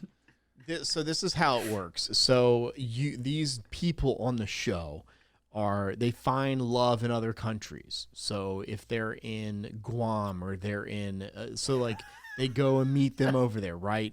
Then they bring them back to the United States, but in order for them to stay in the United States, they have 90 days to get married or their visa expires. Oh, okay. So, yeah, so like, See, I would see how passionate Shorty was about this shit if I could see his camera.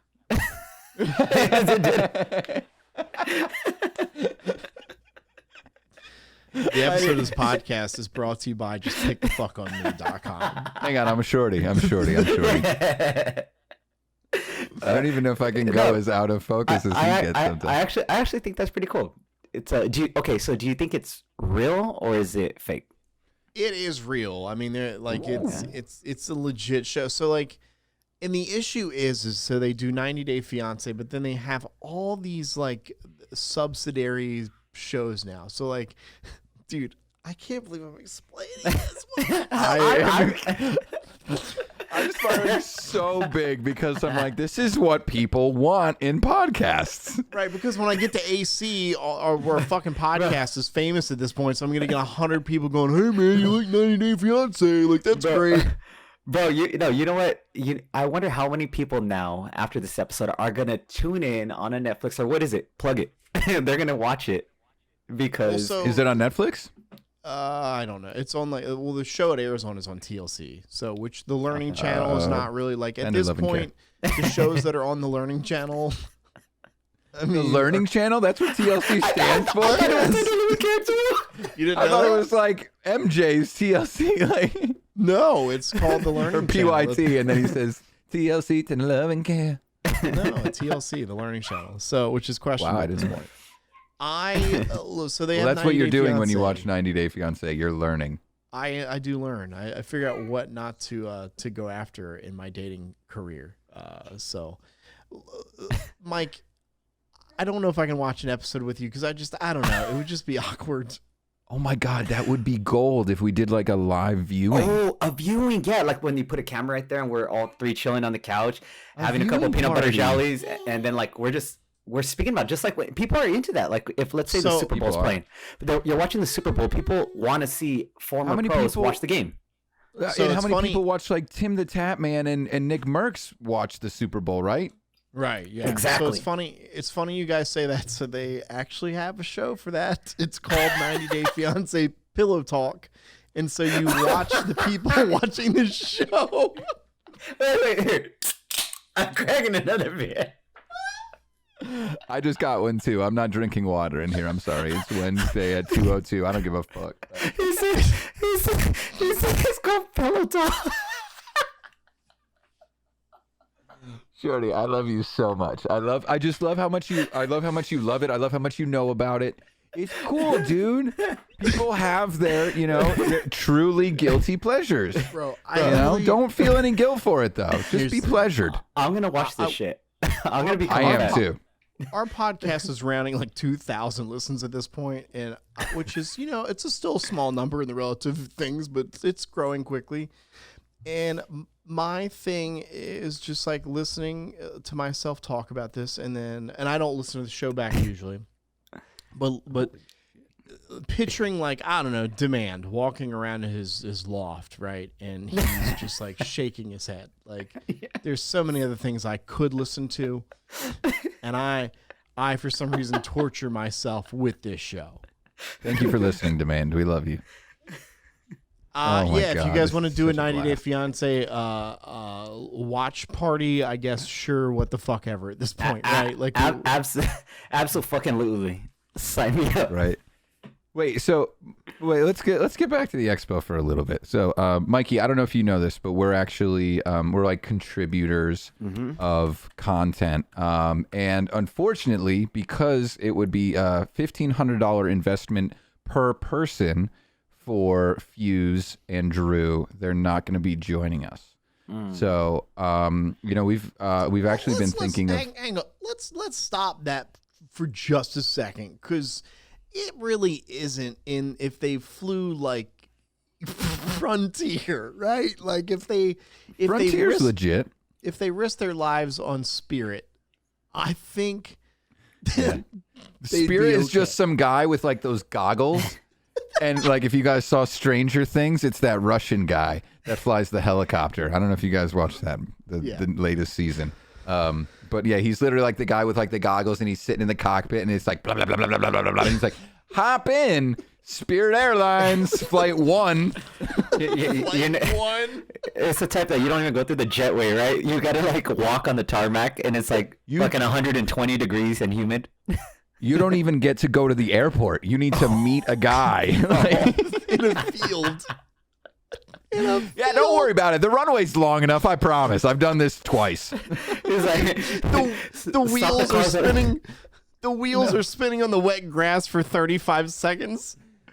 Yeah, that's how planes work. That's when you lean over to your significant other and you're like, I love you. I love you so much. I love you so much.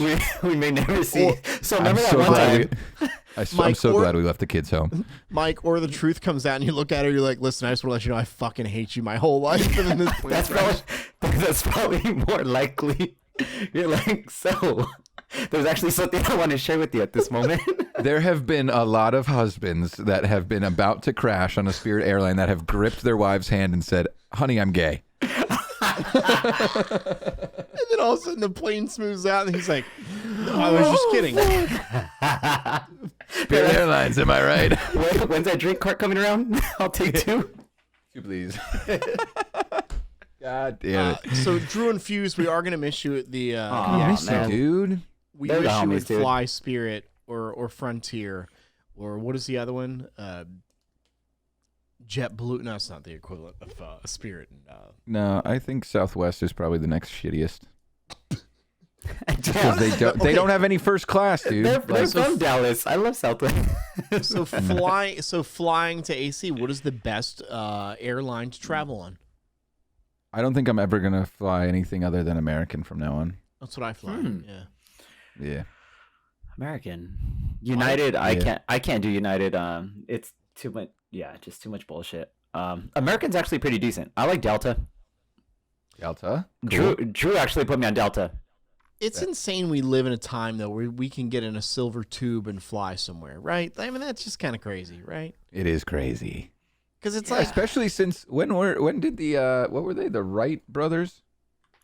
Yeah, the Wright Brothers were in 18. Let me guess this shit. Yeah, okay. I was horrible in high school, but let me see. I would say 18. Are you guessing when the first flight was? Yeah, the first flight. Obviously, it had to a car had to be first, and the car was Certainly like at 1904 or some bullshit like that. So I would say 1918 was the flight. Oh, dude, when you said 1904, it was December 17th of 1903. Was the first flight. Oh, you're off by days.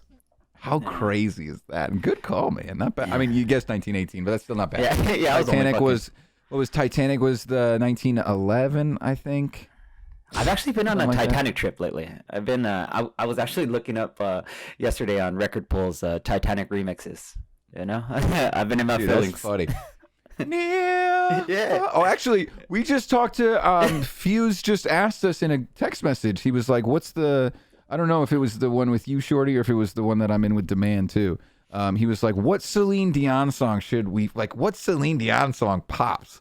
I didn't say Titanic. I said the second best one, but I think is actually my favorite. And for some reason I can't.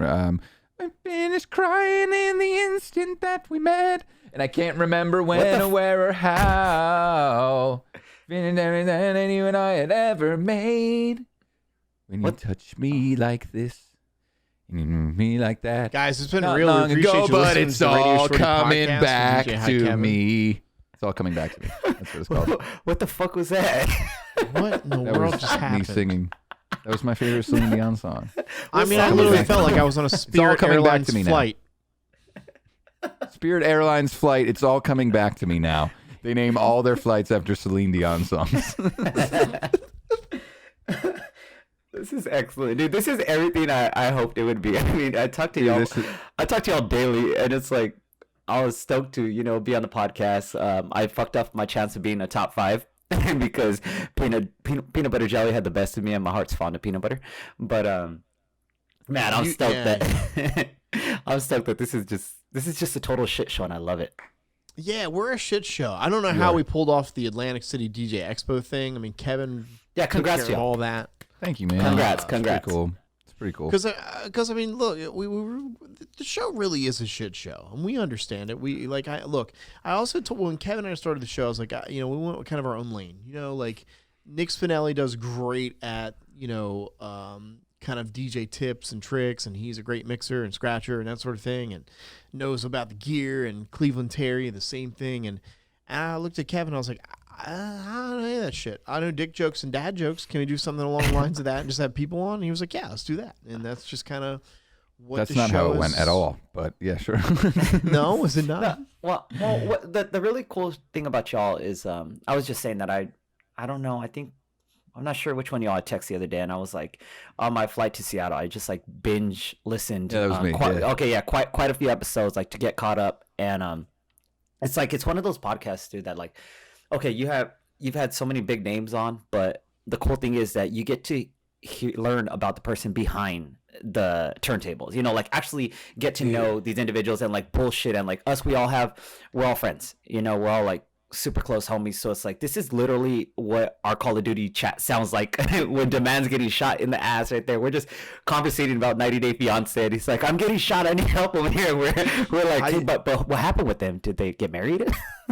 I think that's so much of the motivation behind this is that we were just, because we've said a couple times that we should do one of these, just record us, basically like stream us playing games, but just the conversation that happens in between. And I've seen a lot of guys that do that, like in the video game world, they'll do just like dad servers of things, and they'll just have people on. And that's exactly what this ends up being. It's just, it seems a little scattered. But at the end of the day, the reason that we can get through it all is because we do this, like pretty much 3-4 times a week. We end up bullshitting, just playing whatever. But I think like before Kevin came along, like the first episode was Joe Bunn, and I don't even know how I got him into it, but the Chuck thing. I don't know if you guys listened to. Yeah, we know about Chuck. Yeah. And I don't remember how I got there, but I remember like leaving his office, and I was like, that's like. And again, I try not to brag about myself too much, but I was in the car. I'm like, that's gonna be one of those moments where like people come up to me and go like, "Fuck Chuck," and it was like I went to Vegas, Mex, and some dude came up to me. I don't even know his fucking name, and I wish you would have told me your name. But dude came up to me and looked at me and pointed at me. He goes, "Fuck Chuck," and I was kind of taken aback. I was like, My name's Shorty. The show, like yeah, and like so then literally Bun happened to just be behind him. And I just happened to point at Bun, and he turned around and he like tapped Bun on the shoulder, and he said, "Fuck Chuck." And so then the guy walked away, and Bun like grabs me and like he kind of pulls his arm near to me. And he goes, "Man, fuck you for bringing that up." And he's like, everyone's just coming up and like, "Fuck Chuck." And I was like, I mean, it was a pretty good story that this guy did. I guess for those that haven't listened, Bun had this business partner who was a shady piece of shit, and it's coincidental that Chuck kind of rhymes with fuck, and so like this fuck Chuck was then born. But I like when I would interview people, for the radio, like of course they're there to promote an album, like that was the reason why they were sitting in my studio. But I don't know, like I wanted to know more than just like, what's your favorite stuff on your Spotify? What's your top 5 list? Like, I wanted to know. Yo, call Drew and Fuse out then, man. No, not that. I'm just saying like that's fine to ask that, but like some of these radio people, that's all they were like, so like that, like they'd either go the one route of like, what's your top 5 listens that you listen to on Spotify, or like, so like what celebrities have you tried to hook up with? And it's like okay, you're trying to be Howard Stern. All of them. Cool, right? Like every single person, guy and girl. Any normal person, if they want to hook up with me, I'm trying. Yeah, I remember when I was single. I remember I was onto something when I interviewed Max, who is part of Party Peoples. Jesus Christ. No, I got to come back to that after. Okay. And I interviewed Max, who's part of Party Peoples, who Kevin's a huge fan of. And I remember, like, I had this, like, notepad full of just fucking questions. Bullet points, rather. We're just going through, we're having a conversation. We get done. And he looked at me and he goes, "Dude." I was like, "What's up, bro?" He's like, outside of Elvis Duran, top 5 best interview I've ever had in my fucking life. And I'm in Nice. Greenville, South Carolina. Nobody fucking knows who I am, right? And he gave me his number. He's like, yo, please keep in touch. Like, this was dope. You're a dope dude. And thus, actually, that's how they, kind of the relationship began and how I was able to give Kevin his Party People's drop and that sort of thing. Bro, I Kevin cried was when I shit. played that for the first Dude, time. I remember that. So cool. It was awesome. Mike, were So you there? fucked up. Were you there when I sent it to him live? Yep. That was You my would- 1,000 follower party that I did the Yeah. 12-hour stream. Yeah. Yeah. And Bro, so- I regret doing it. I actually regret sending you that day. I do. That day. Yeah, I would have sent it to you regardless, but like I sent it to you and you were shit-faced. And I remember I texted you, I said, don't preview it, just play it. And Kevin like previews it in his headphones. And you hear like, hey, this is Ryan and this is Max, and you listen to Party People or whatever the drop says. And I remember looking at Kevin and he heard it in his headphones and he like starts like, oh, you almost cried or you kind of cried. I think that's when it started. Was like when I was monitoring it. So first off, Shorty, I never play anything that I don't listen to first. Never, ever, ever, ever, ever, ever, ever, ever, ever, ever, ever, ever. But it's me. But You that's should when it trust hit me. Cause so it goes, hey, what's up? This is Max and this is Ryan and we are Party Peoples and you're in the mix with with our dude DJ Hi Kevin.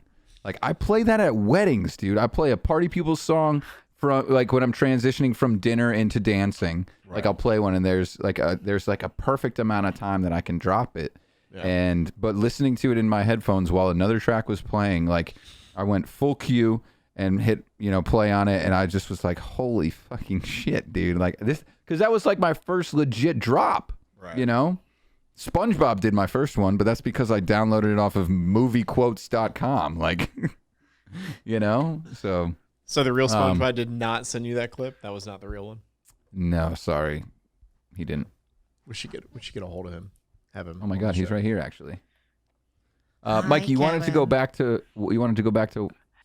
Yeah, I just wanted to say I thought it was so cool to be a part. I know a lot of y'all saw it on social media, but to be part of when Kevin proposed to Teddy, like that was so dope, dude. Yeah. Like, Oh my God, dude. Being at DJC, and for those of you who don't know, Kevin and I were speaking on the seconds, the number 2's track breakouts, and so Kevin goes first, and I'm chilling in the back, like I'm on next, and Nate had just interviewed a panel first to open up, and then Joe walks up, I think Brian, I think Jan, all kinds of like dudes start walking, and I'm like looking around like, what the fuck is going on, right? And Kevin and I are close, and like I had no clue, and then all of a sudden Kevin calls Teddy up there, round of applause, talking about like his supportive girlfriend and to be able to do what he does, and it's super super sweet, really cool, really genuine. And then all of a sudden he drops to a knee, and I'm like, oh shit, this is happening. It's so cool too.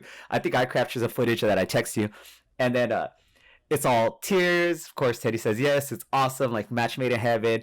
Boom, it's like a whole thing. That's how Kevin ended his presentation.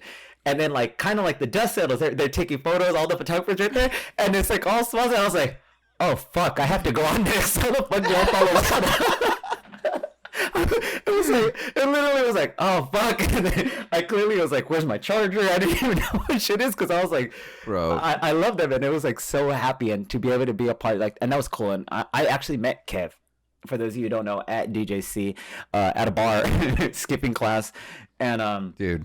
My favorite story to tell Wait, ever. so you met Kevin where? Kevin, go for it. Oh yeah, sure. I mean, I'll tell it. No problem. Yeah. So we actually met at the Collective. Mm-hmm. It was in Scottsdale. It was 2019. So this was the third Collective. It was my second one. I was on a panel as so they're always very keen on making sure that people that are here for the first time feel comfortable. So they have if you were like a first timer last year, then you're on a panel kind of thing. They pull some people out and do that stuff. Okay. This year they're doing something way cooler, which I'm not even going to talk about yet. Excuse me.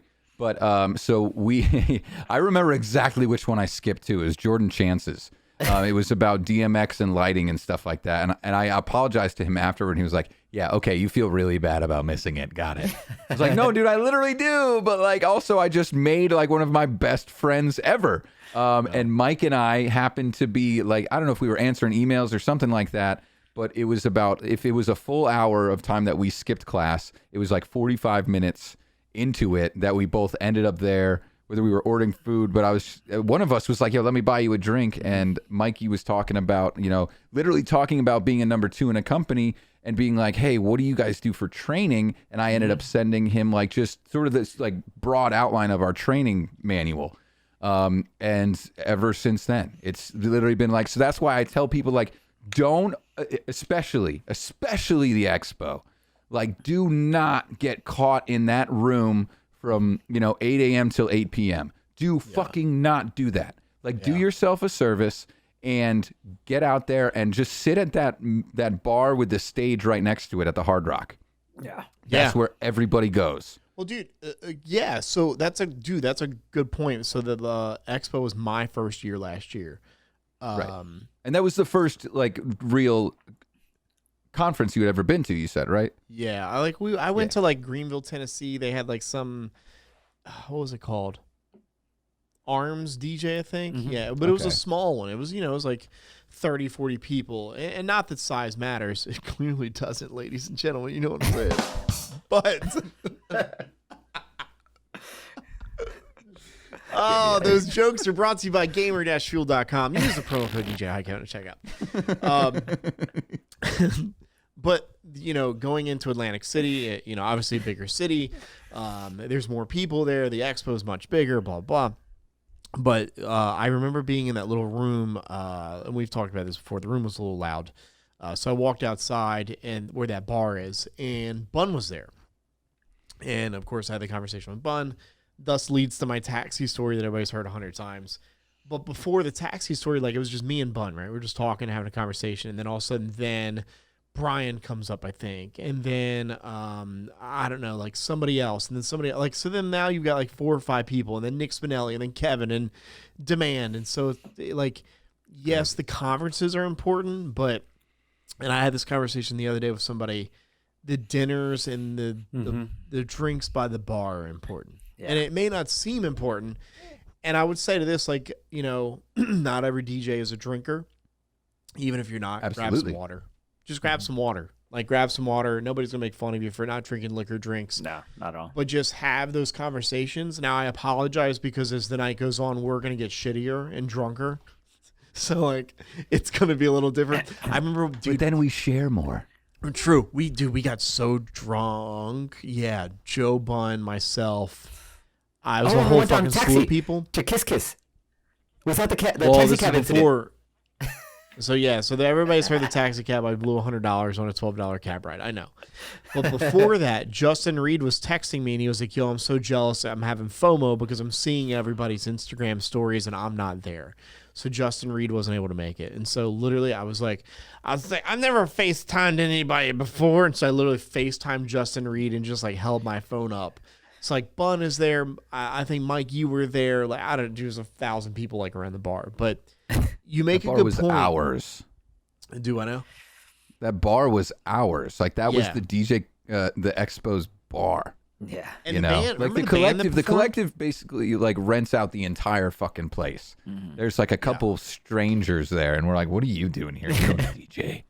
Right. But like the Expo, it's like we enter the Hard Rock Hotel, and then we take over that Circle Bar that's right by the stage where like Aiden Scott plays there, and I actually know a band, Steal the Sky, that plays there a lot. Tonka is there all the time too.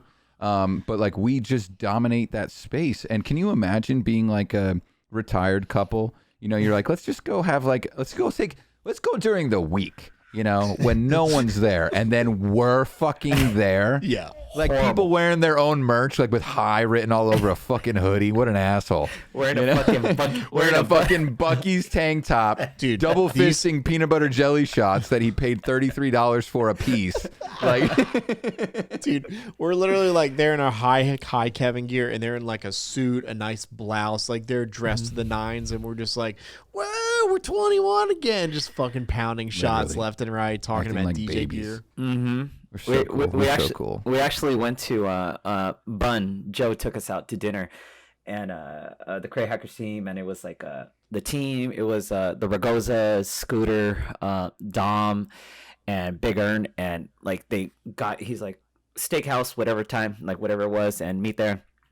We show up and everyone's like in ripped jeans and J's, just like a t-shirt and just normal. And then like you walk in and you're like, wow, this place is pretty fancy. And like you start getting like, fuck, like, I mean, should I go change? But I don't have anything else. And then like you're going in, they put us in the back room and we're super loud. And I clearly remember there was a lady that was dressed nice, elderly lady and her husband, seated at the table next to us. And then they asked the waiter to move. And it's like, wow, Get out, bitch. We're just like, we're having a great time, man. We're surrounded with great individuals, and not even talk about talent, like just good people, man. And that's one thing too. Also, if you're ever, I know it's kind of getting off topic, but if you've ever like haven't been to a conference or you're going to AC for the first time, you see somebody that you know from Instagram or whatever it may be, don't shoot your shot, but just say hi, because I guarantee you, no one's gonna shoot you down. No one's gonna be like, hey, fuck you, I'm too big. Nobody will. Just say hi. Everyone's extremely open and genuine, and I guarantee you, if you say, hey,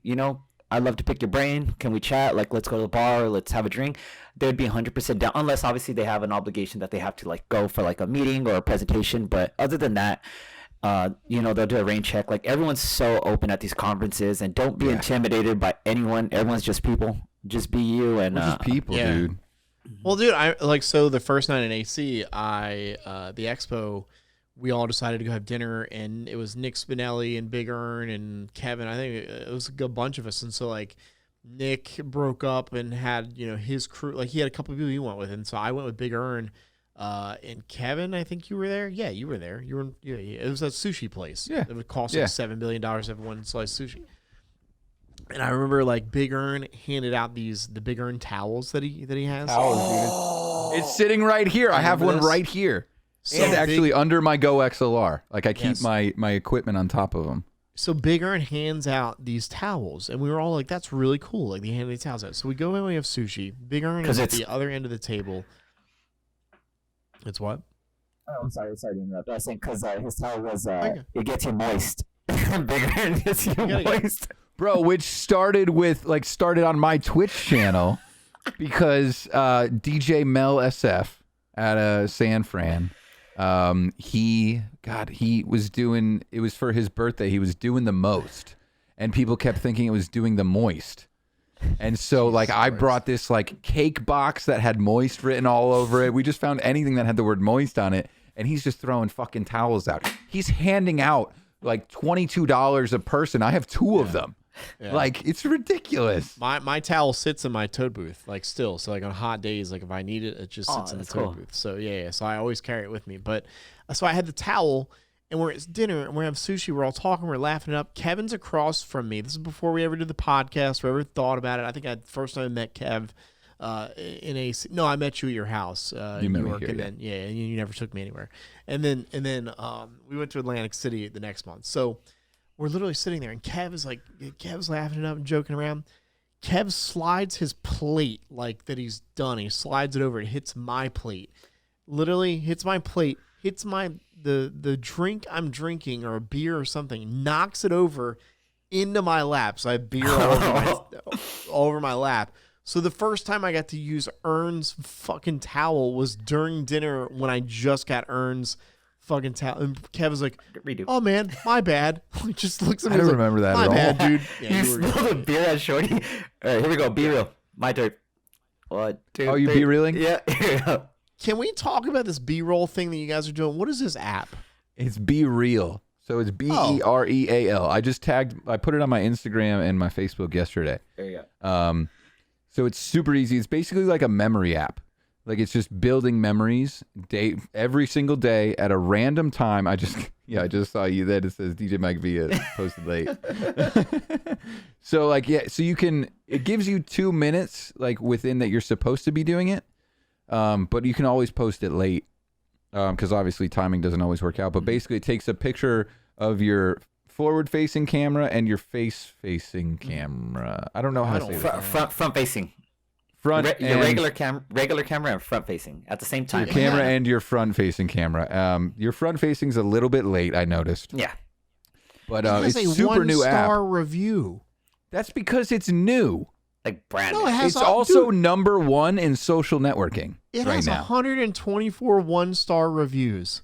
124? How many 5-star reviews? The fucking Chinese government's gonna have my shit, aren't they? This is what this is. They had that shit from Bro, like way back when. literally every Bro, if single you think that post is China's 1 going to get star. your information from Be Real, then you are way behind. They've had your sperm since you were born. Like, So like when I try to explain to people, Be Real, the other day at LeForce, they told us all to download it, like get our names, and yeah. So I've only been using it a couple days, and one of the coolest things, like when I try to tell people about Be Real, is like there was one girl who took a photo in Vegas of like the Luxor, and it looks super dope right there, and you see the reflection, the front facing camera, and she's like tore up, like not ready to go out, not Vegas style, and it's like that's what Vegas is. So that's why I say Be Real. Like how many photos you see on Instagram, like dope ass of the strip, and she's just like not even ready yet, and it's like that's the cool part about it.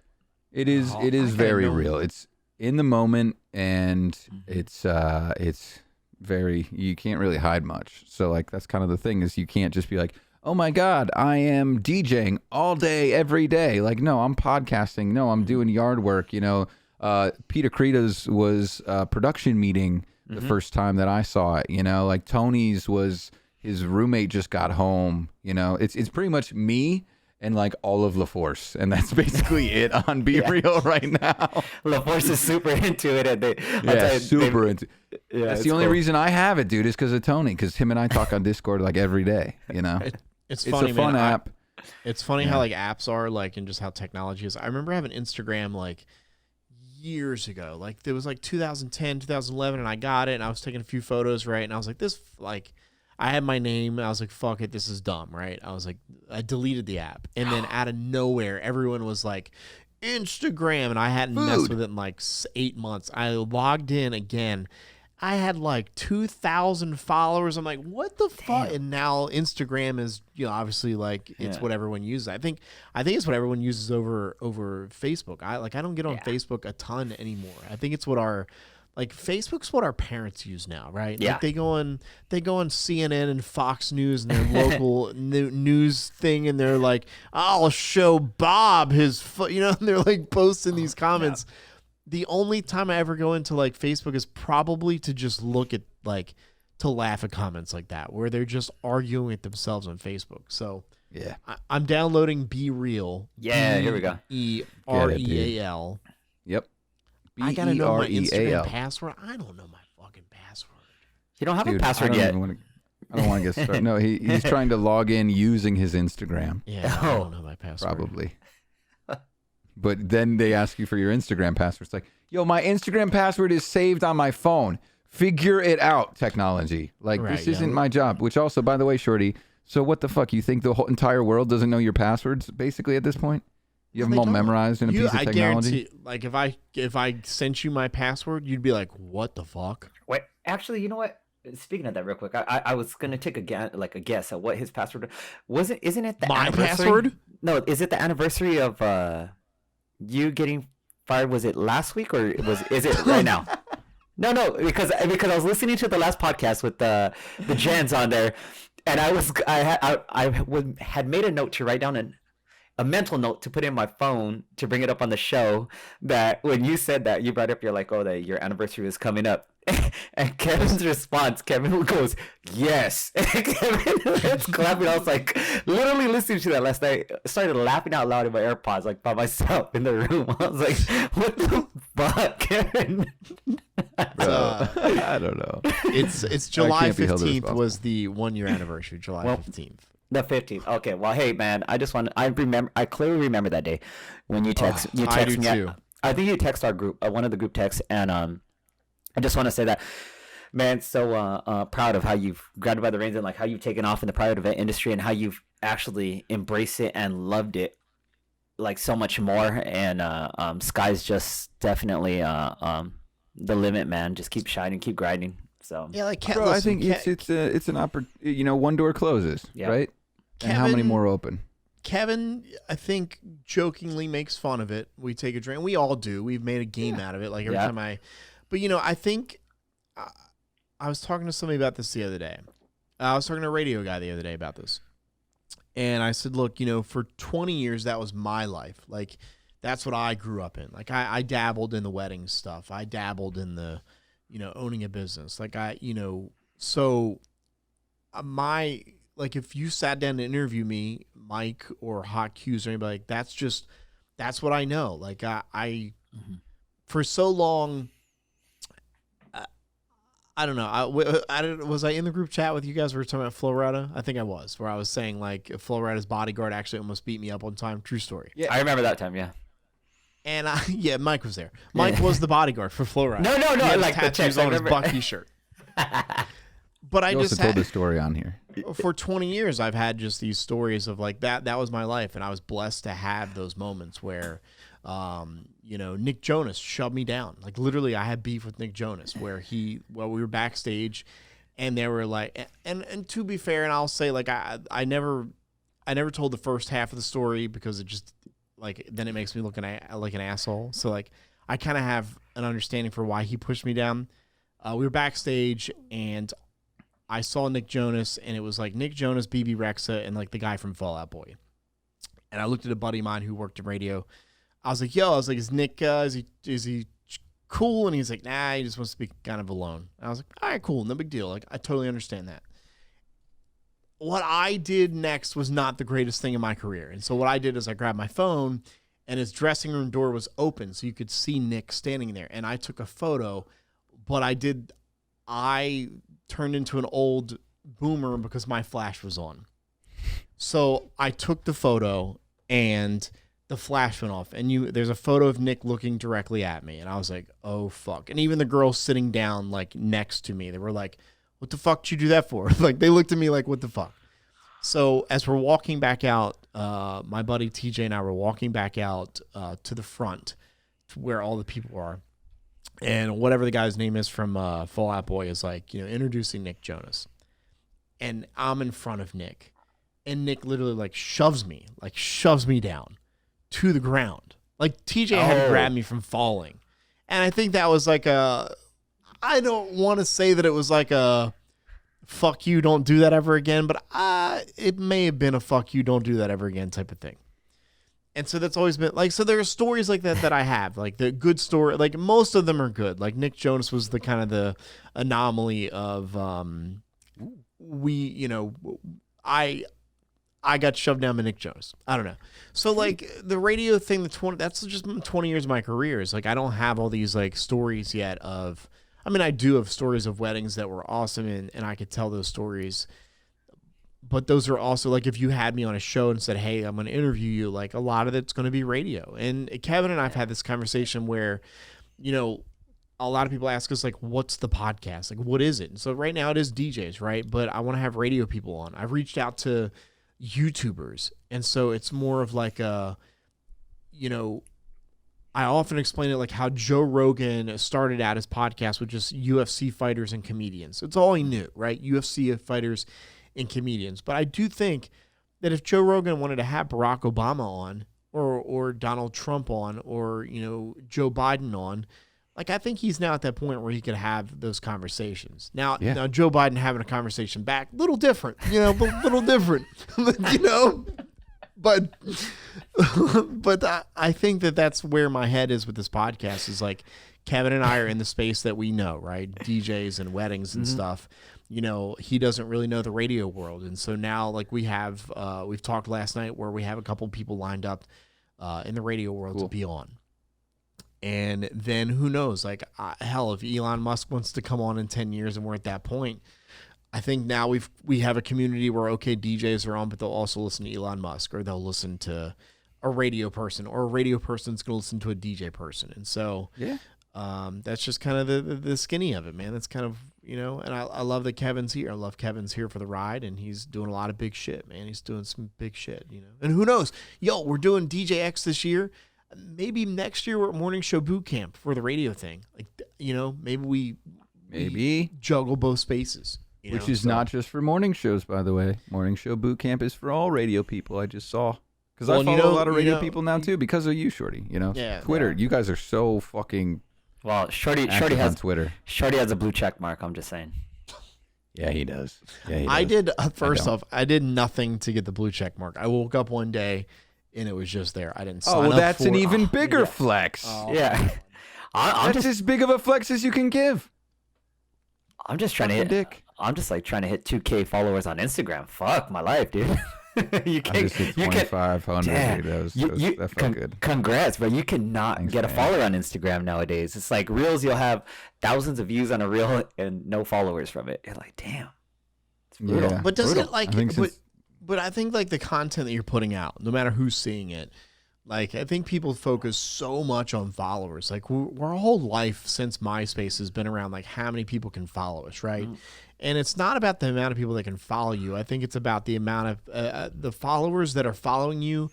Are they worth it to you? You know, like, Interaction. I would, yeah, Yeah. well, and I would rather have like our DJ page at PPE DJS is our Instagram for our company, and I think it has like 1,300 followers or something. It's not drastic.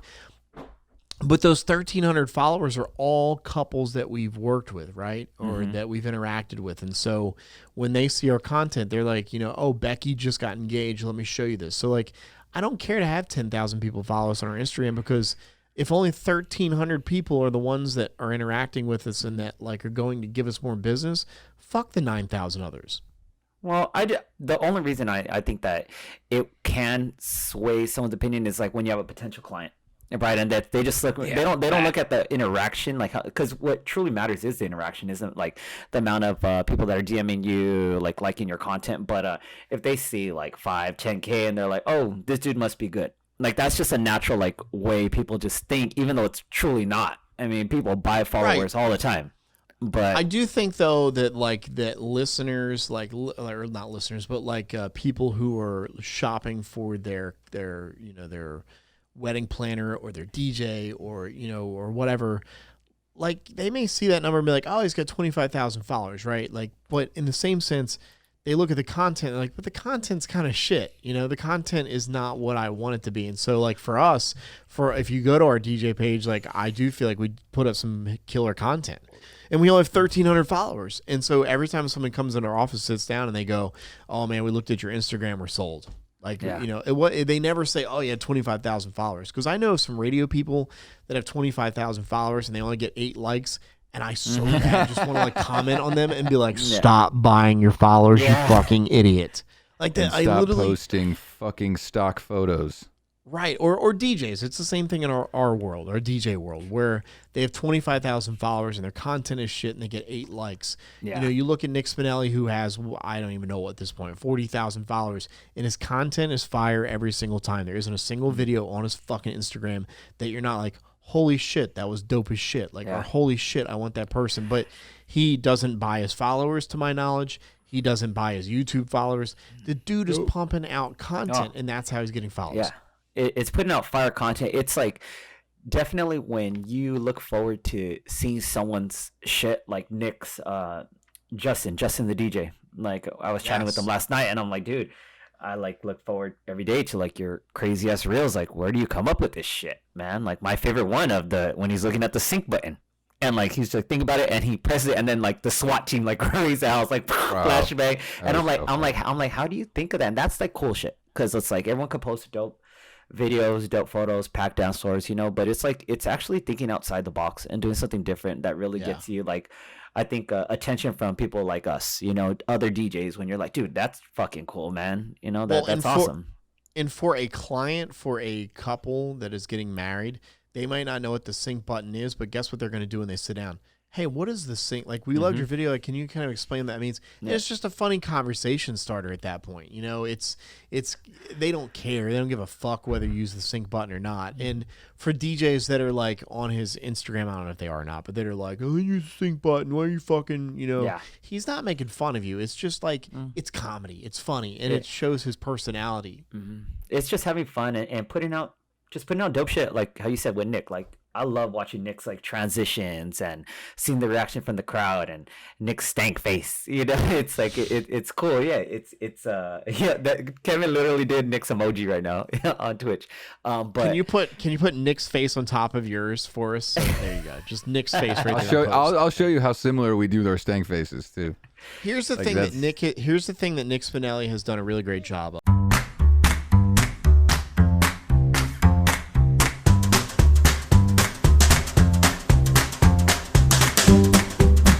And I again take a drink because he's on our fucking bingo board of like drinks. But here's what Nick has done an amazing job of that a lot of DJs fail at. So like you've got all these DJs now they're at their weddings, they got their videographer, they take a video the same way Nick does, right? Of mixing two songs, there's the dance floor.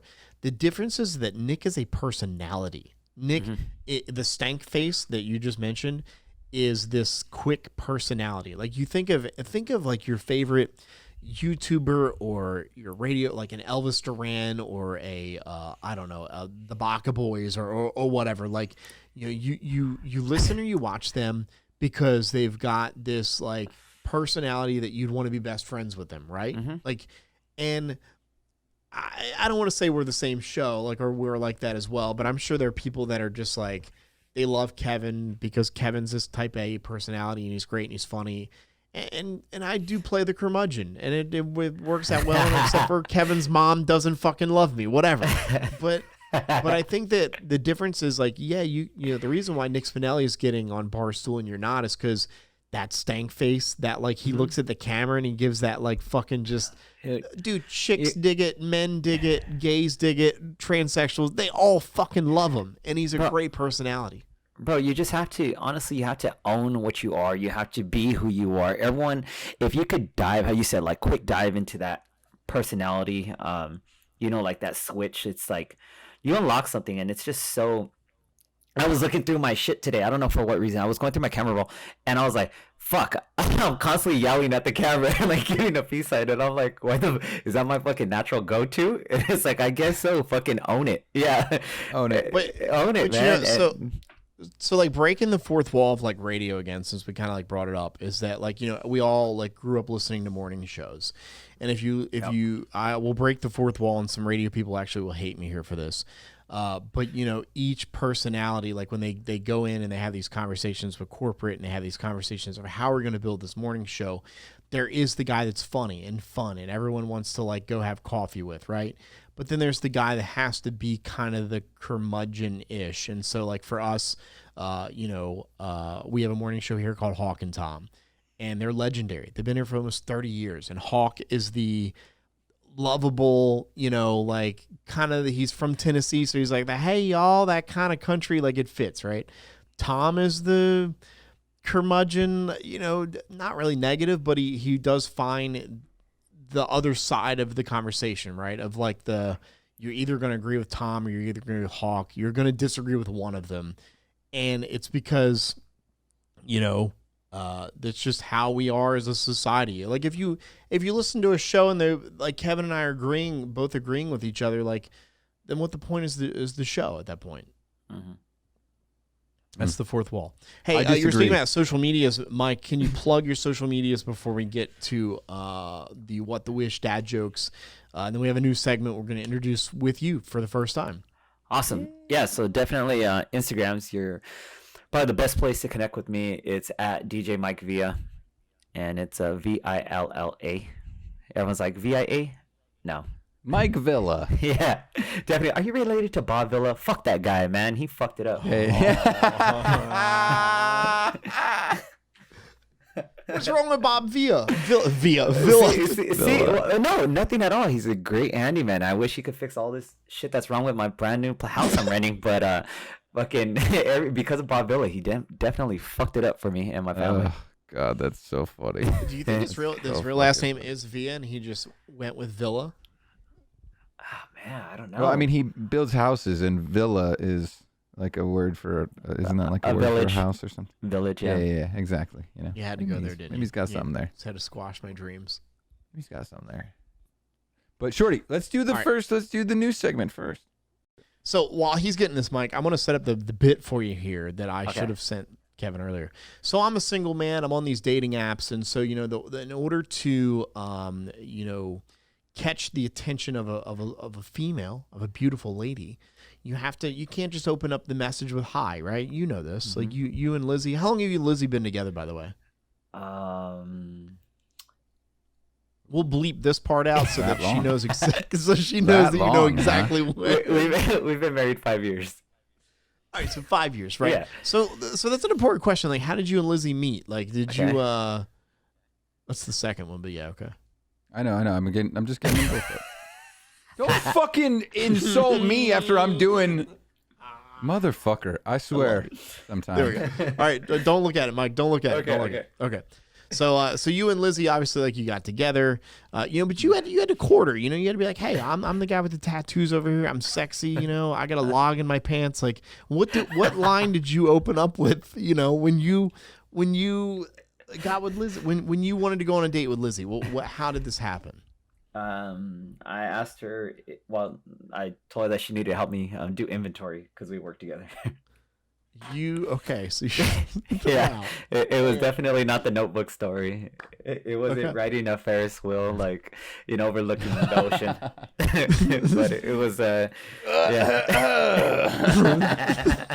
the old stretching around the. Can you imagine if Mike did that? Like, he's like, I need help with inventory, and just stretched his arms around her. Hey, how are you?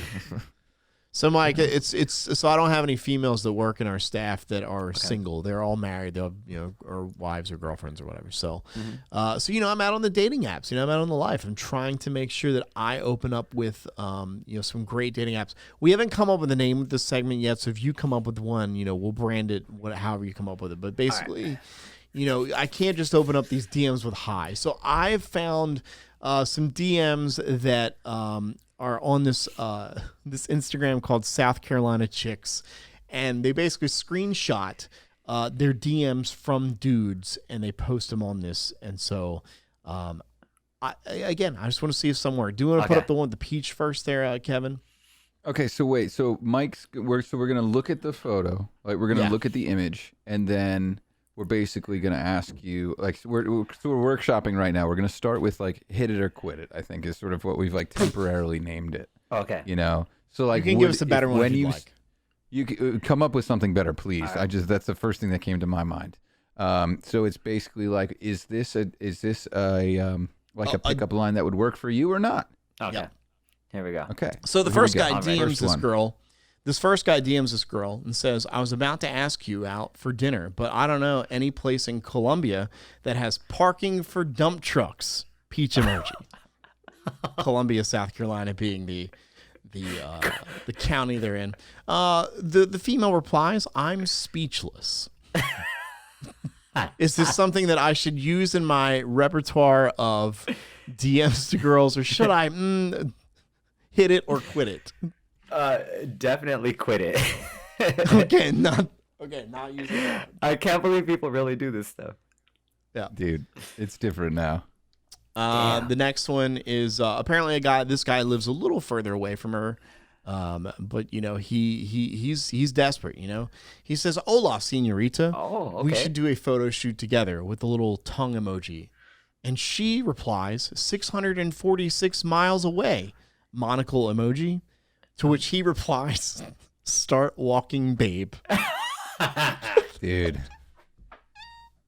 Which is a pretty baller, like, brave thing to write. You hitting it or are you quitting it? Am I hitting it? Am I hitting the pavement or am I quitting it?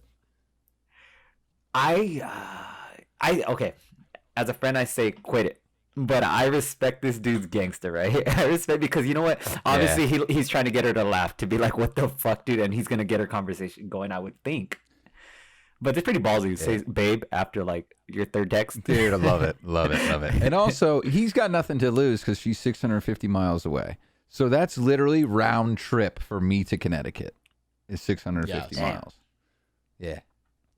So that's 14 hours in a car. This is people really. This is like legit screenshots. That's crazy. This is legit, man. And we were talking about it with the gens, like, because they had never used dating apps because they were, you know, they were tied up before anything happened. So like, you know, I had a little experience with it, but I was not I didn't need a one-liner in order to get anybody's attention. Or maybe I didn't. That's why I didn't do well. These guys on the dating apps are like, they're legit. Like this one, I'll just read off my phone. And again, South Carolina Chicks on Instagram is a Barstool Sports Instagram account. So you can, and there's like different ones in different states. There's probably California Chicks, Dallas Chicks, whatever. This guy sent a message to the girl, which I think, you know, I think this is brave of him. And he replies to this girl and says, I don't know whether to respect the fuck out of you or fuck the respect out of you.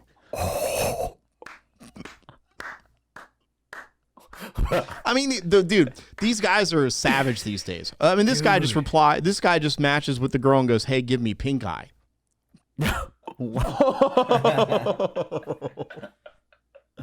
Dude, I have heard dating from like my single friends. I have heard dating is horrific nowadays. Like, yeah, I mean, back in the day, it was literally like one of my favorite was met a girl at a beer garden and was just like, hey, you know, like, would you like to go get a drink? And she's like, yeah. Walk over, casual conversation. Go to pay and pull up my card because I never carry cash. And they're like, we don't take card, only cash. What? So, yeah, we don't take card, only cash. So move. So then, no, it wasn't a move at all. It was genuinely like screaming inside, like, what the fuck do I do now? And she's like, don't worry, I got this. And it's like, okay, damn, I'm gonna just go cry now. Then she sees you at the bar 45 minutes later with another girl pulling your card out. No. At that point, it's like your ass better look for the nearest ATM. But on the next episode of RadioShorty Podcast, we have Lizzie Villa on, and she tells us about her first drink with Mike Villa and how he laid her with the bill. One more, and then we'll get to what the wish here from the South Carolina Chicks Instagram. And this guy, again, another. You got to be bold when you're doing these DMs. You just got to get yourself and put yourself out there. Holy shit! The last one that we'll read, and we'll do this segment every single week because I need DM proposals here. I need to know what to write in the DMs. And this guy writes, I know this ain't Build-A-Bear, but I'd stuff you. These are actual DMs, by the way. Quit it. These are South Carolina Gamecock young men here that are sliding in girls' DMs in Columbia, South Carolina, and I'm just saying, like, if I were 20, 21 and having to, oh my God. But the thing is like, does it work? Is this working for girls? I would like to know, and I think that we should definitely like develop a segment of like not a segment, a movement of like hashtag like get shorty hitched. You know, and like, because we all need to put photos of our boy Shorty up like on our social media and be like, yo, This is my boy. He's single. He'll be embarrassed if I do this, but you know what? This is a great Dallas, Mike. Hey man, it's a great city. If we get everybody in the country to do it, somebody will be, you know. And this is what let's go. This is what those guys are doing. Is they're just shooting their shot with every single person because they know there's literally a million fish in the sea. But should we call it? Hitch it or ditch it. Hitch it or ditch it. I like it. Hitch it or ditch it. I'm with it. And look at you do you want to marry the person that says this to you, or do you want them to kick rocks? You know. Exactly. Okay. I feel like if we all keep workshopping, if we all put Shorty out there, and it would be like one of our friends would be interested because they're gonna be like, hey, obviously if you're putting this out there, this is your friend, you trust him, so that means I could trust him. He's not gonna tell me, hey, I'd like to fuck the respect out of you, or I'd like to build a bear in you, or whatever the fuck that guy said. I mean, you know, you haven't seen my wild side yet, so you never know until you put me in a Build-A-Bear. I mean, I'm down to have a couple peanut butter shots with you and go to Build-A-Bear. Okay, see what the fuck. Oh my God, that would be fun. That would be fun. Bro, can you imagine being shit-faced walking into a Build-A-Bear? Literally the first person just face plants in as soon as they walk in. and they catch that on the audio thing that you put inside the bear. It's just like, bro, that would actually be really that would be really funny to get shit-faced going to Build-A-Bear, just record fucking nonsense, and then just hand bears out to random people on the boardwalk. Oh my God. All right, cool. All right, here we go. What the wish, and then dad jokes, and we'll get the fuck out of here. I'm sorry. All right. This is like a 3-hour It's cool. podcast. I'm having so much fun. I have like this bittersweet moment in every episode where I'm like, this is our longest one, which means I'm editing for the longest amount of time. I know. I'm like, dude, I can imagine the editing for Kev on this. It's okay. I know we got dips in it, like, with technical difficulties. But anyway, let's go straight. All right, this is into what it. the wish. That is a fucking schlong of a fucking It's a horse literal horse. They zoom Can we- in on the horse dick. Wait, Okay. Can we hold on? Are we allowed to put this on YouTube? If what the wish can do, if wish can do it, can't we? This is a what the wish? This is a what the wish. This I is just- literally from Wish, dude. I thought this was your porn search. I'm not gonna lie to you. I thought this was just what you're into, which is fine. I'm whatever, Yeah. We had that Can I- segment about Broncos last week. Can so I I ju- just was like, yeah, let's keep it going. I'll describe it. So for the audience that can't watch right now, there is a horse in the front that is just looking like he's in the wrong place at the wrong time, and then there's a horse in the middle that is looking above the horse, and then there's a horse behind that horse who's railing the horse in the middle. The horse in front actually looks kind of penetrating. jealous. The horse in front is just like, I don't know what my role is in all of this, but The horse in the front was like, I was gonna go to Target, but then this started happening, and So now this big. is through and through what, like literally, what the wish could be advertised with this. So also like listen, this horse has like a 55-inch schlong, and they've zoomed in on it. You can see the horse, but they've also zoomed in. They are not. I'm Yeah, gonna you say need this is no a, imagination. Mike. What do you think this is? Oh man, this is horses. I Gone think I have an Wild. idea. Dude. I think it's a horse condom. What the wish? Advertising. It's like instead of Magnum, what's above? what's higher than Magnum? Isn't that the biggest condom you can get? Nate, what is the condom? Yeah, I Nate, think it is. I wouldn't know. I'm more Nate Tic Tac Nelson. range. Is it a Magnum? What'd you say? He said he's in Tic Tac range. He's got a big daddy call back up in here. Let's go. All right. Well, since you guys are both dumbfounded, Realistic, huge, So long this is the- male. this is the advertisement that they use for dildos on Wish. Oh, because they can't use actual dildos. I guess they can't use an actual dildo, but apparently you can show just the shaft of a horse's cock. 7 ratings at 3.5 stars. 78% off if you're looking for that steal of a deal. Still keyword. Yes. So there's also cat- 12 photos that you can kind of browse through, but I think this is the one that was advertised. Yeah, this is Wow.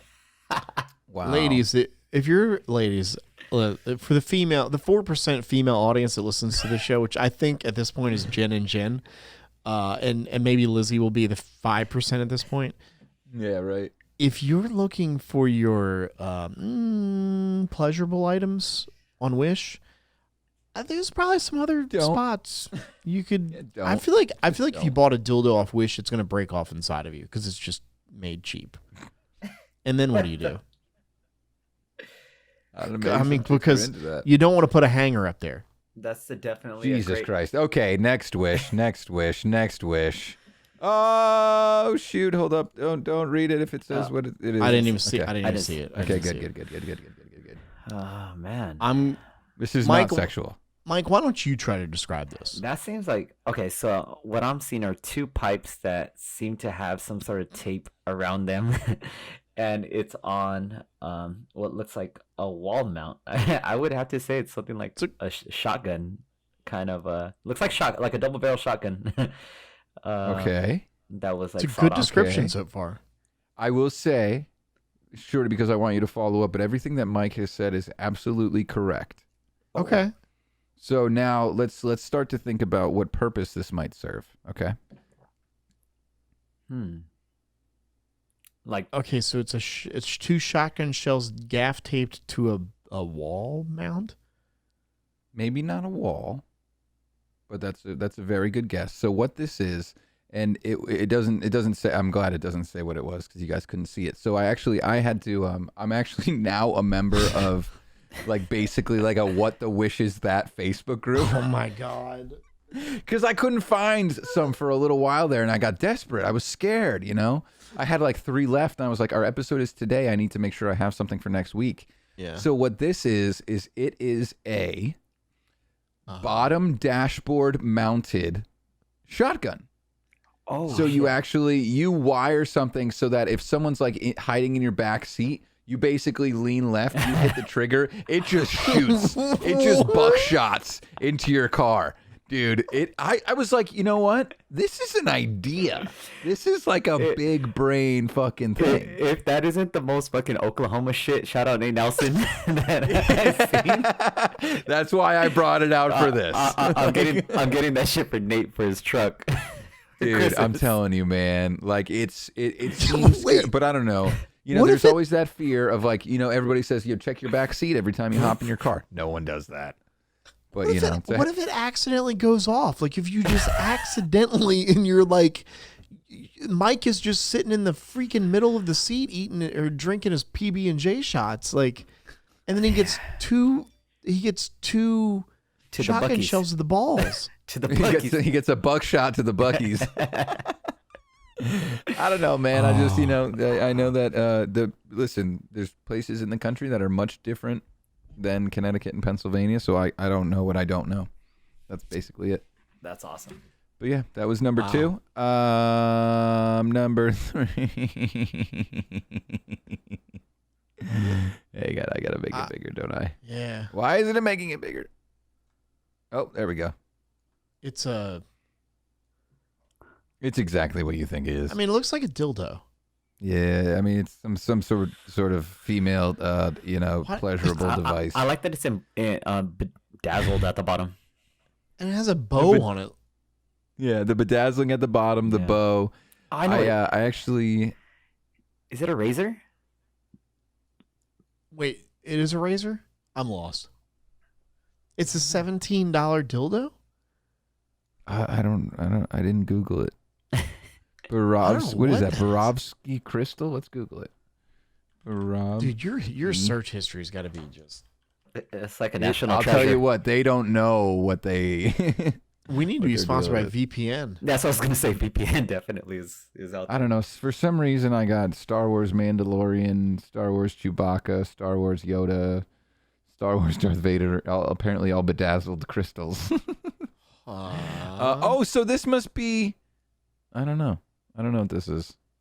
I don't know where I found this one. All right, well, And today's episode, Brought to you by Bedazzling Your Dildos. it's time for the final segment of the show.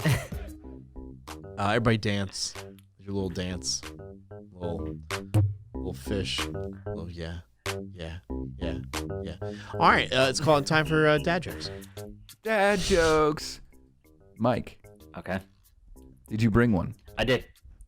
Yes, did. let's I go. did. You want to go first? Sure. That Okay. way. All right. So I actually heard this the other day on the plane. It was super cute. A lady told it to a kid that was kind of getting fussy, and we're deplaning. And she asked it. She goes, "How do two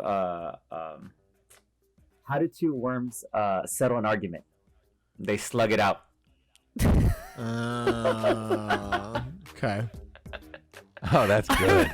That's great for a kid too. The kid smiled. He loved it. He was ready to definitely tantrum, so that helped. And then the parent looked at him and then we went, sit the fuck down now until the plane is done. Stop standing up. Why are you standing up? We're just waiting for a. Dude, that's a good one. As someone, so like Mikey, we didn't really talk about your family at all because you have 2 beautiful girls.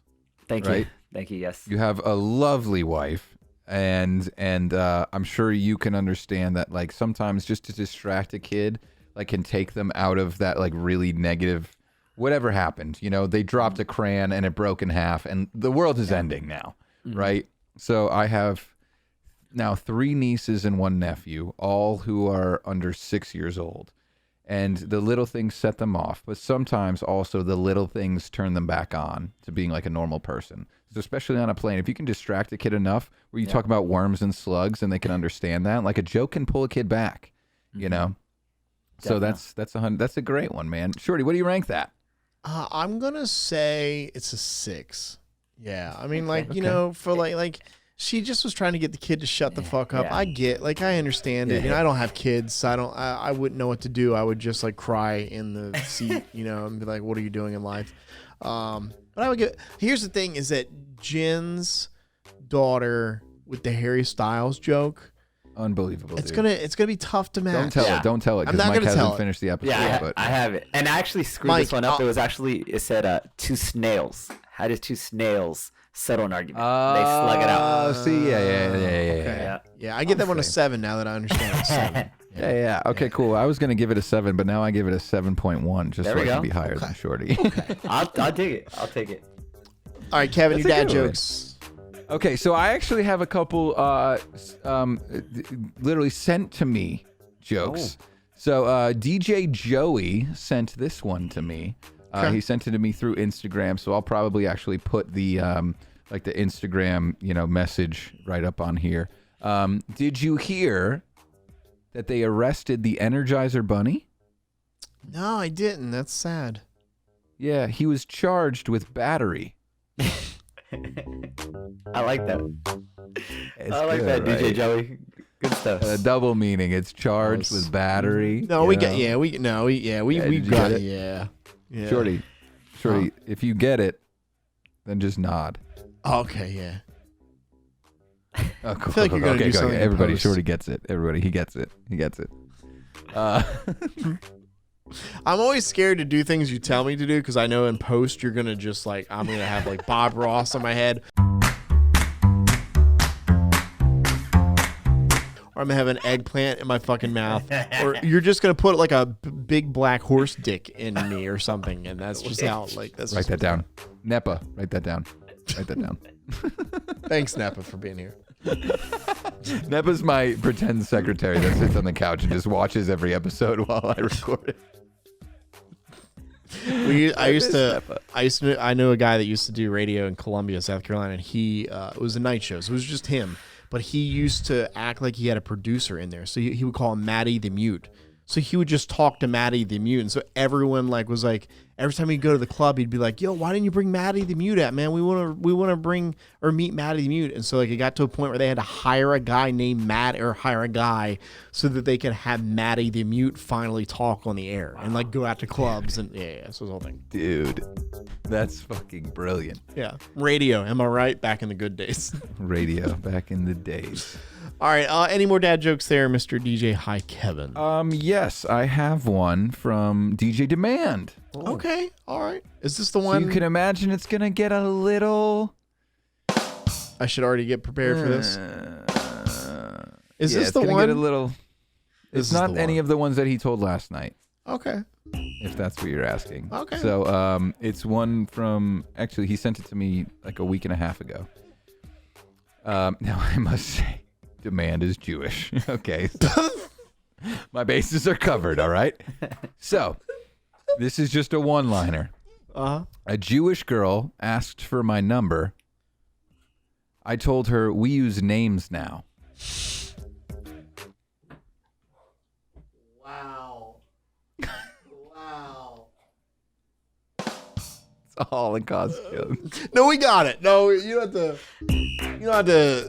to, because we got it. You don't have to. Oh my God. Why does that make me want to just hit the leave button on this?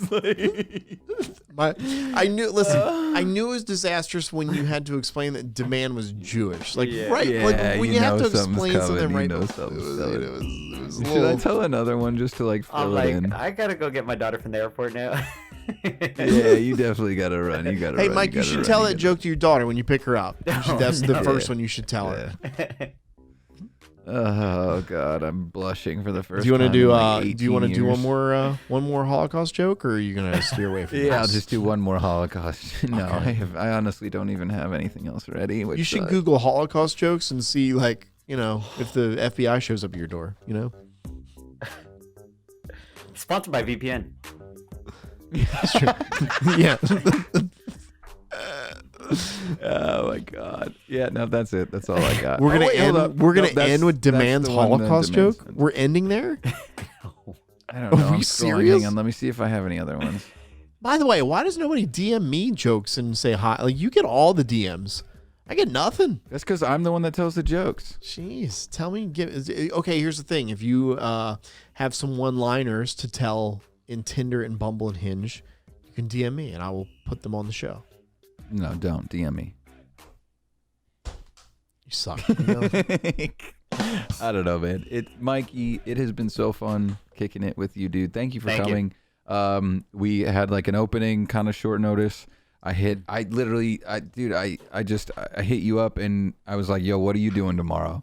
And you're like, nada. You? Yeah. No, thank you so much. Definitely been a blast. Bro, I can't believe that. It's a pleasure. Yeah, always. It's just anytime, just hanging with y'all. It's a blast. Thank and I you can't for wait to see listening all the time. It's like My 3 pleasure. weeks now. Yeah. 3 weeks we'll be saying goodbye, basically. You know? I'm looking forward to it. I mean, we don't Yeah. have to. We can move there. You want to move to Atlantic City? Yeah. You better ditch your car and get like a 1988 bicycle because I think that's all that people get around on NAC. Hope you That's all really people like a Ferris wheel. It's all people do. steal in Atlanta City. I do too. Yeah. But not for first dates. Love me a good love me a good Ferris wheel. Third date. We love it. We appreciate you listening to the show. Make sure to like, comment, subscribe. And if you, by the way, we don't talk about it enough. If you're not liking and subscribing to us on YouTube, please do so. Kevin does an amazing job at the edits, and the show looks good. And you get to watch Kevin's cat. This is my cat. Hi, It's Naki. probably going to scratch him in about 3 seconds, and he's going to go, No, God he damn it, doesn't fuck scratch. you.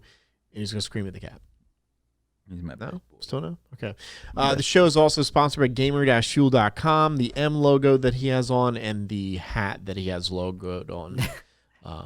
Marquee events. Sure. Bob Hickman. Yep. And Lost Boys. Yeah. It's one big sponsorship, this show. Just one big, huge. I'm such a fucking merch whore. We are the wish.com, basically, of podcasts. That's what we are. All right, boys and girls. Thank you so much. Hey, make sure to follow us on Instagram at RadioShorty Podcast. DM Kevin your dad jokes at DJ Hi Kevin. And add DJ Mike Villa everything. Add Yeah. DJ Mike Villa everything. Do it. Hit that follow button. And That's go to it, Buc-ee's. Yeah. Okay. And go to Buc-ee's. Get a tank top. And Mike, don't leave. And a 'cause we need tattoo, your audio. probably. All right, 3, 2, 1, we out.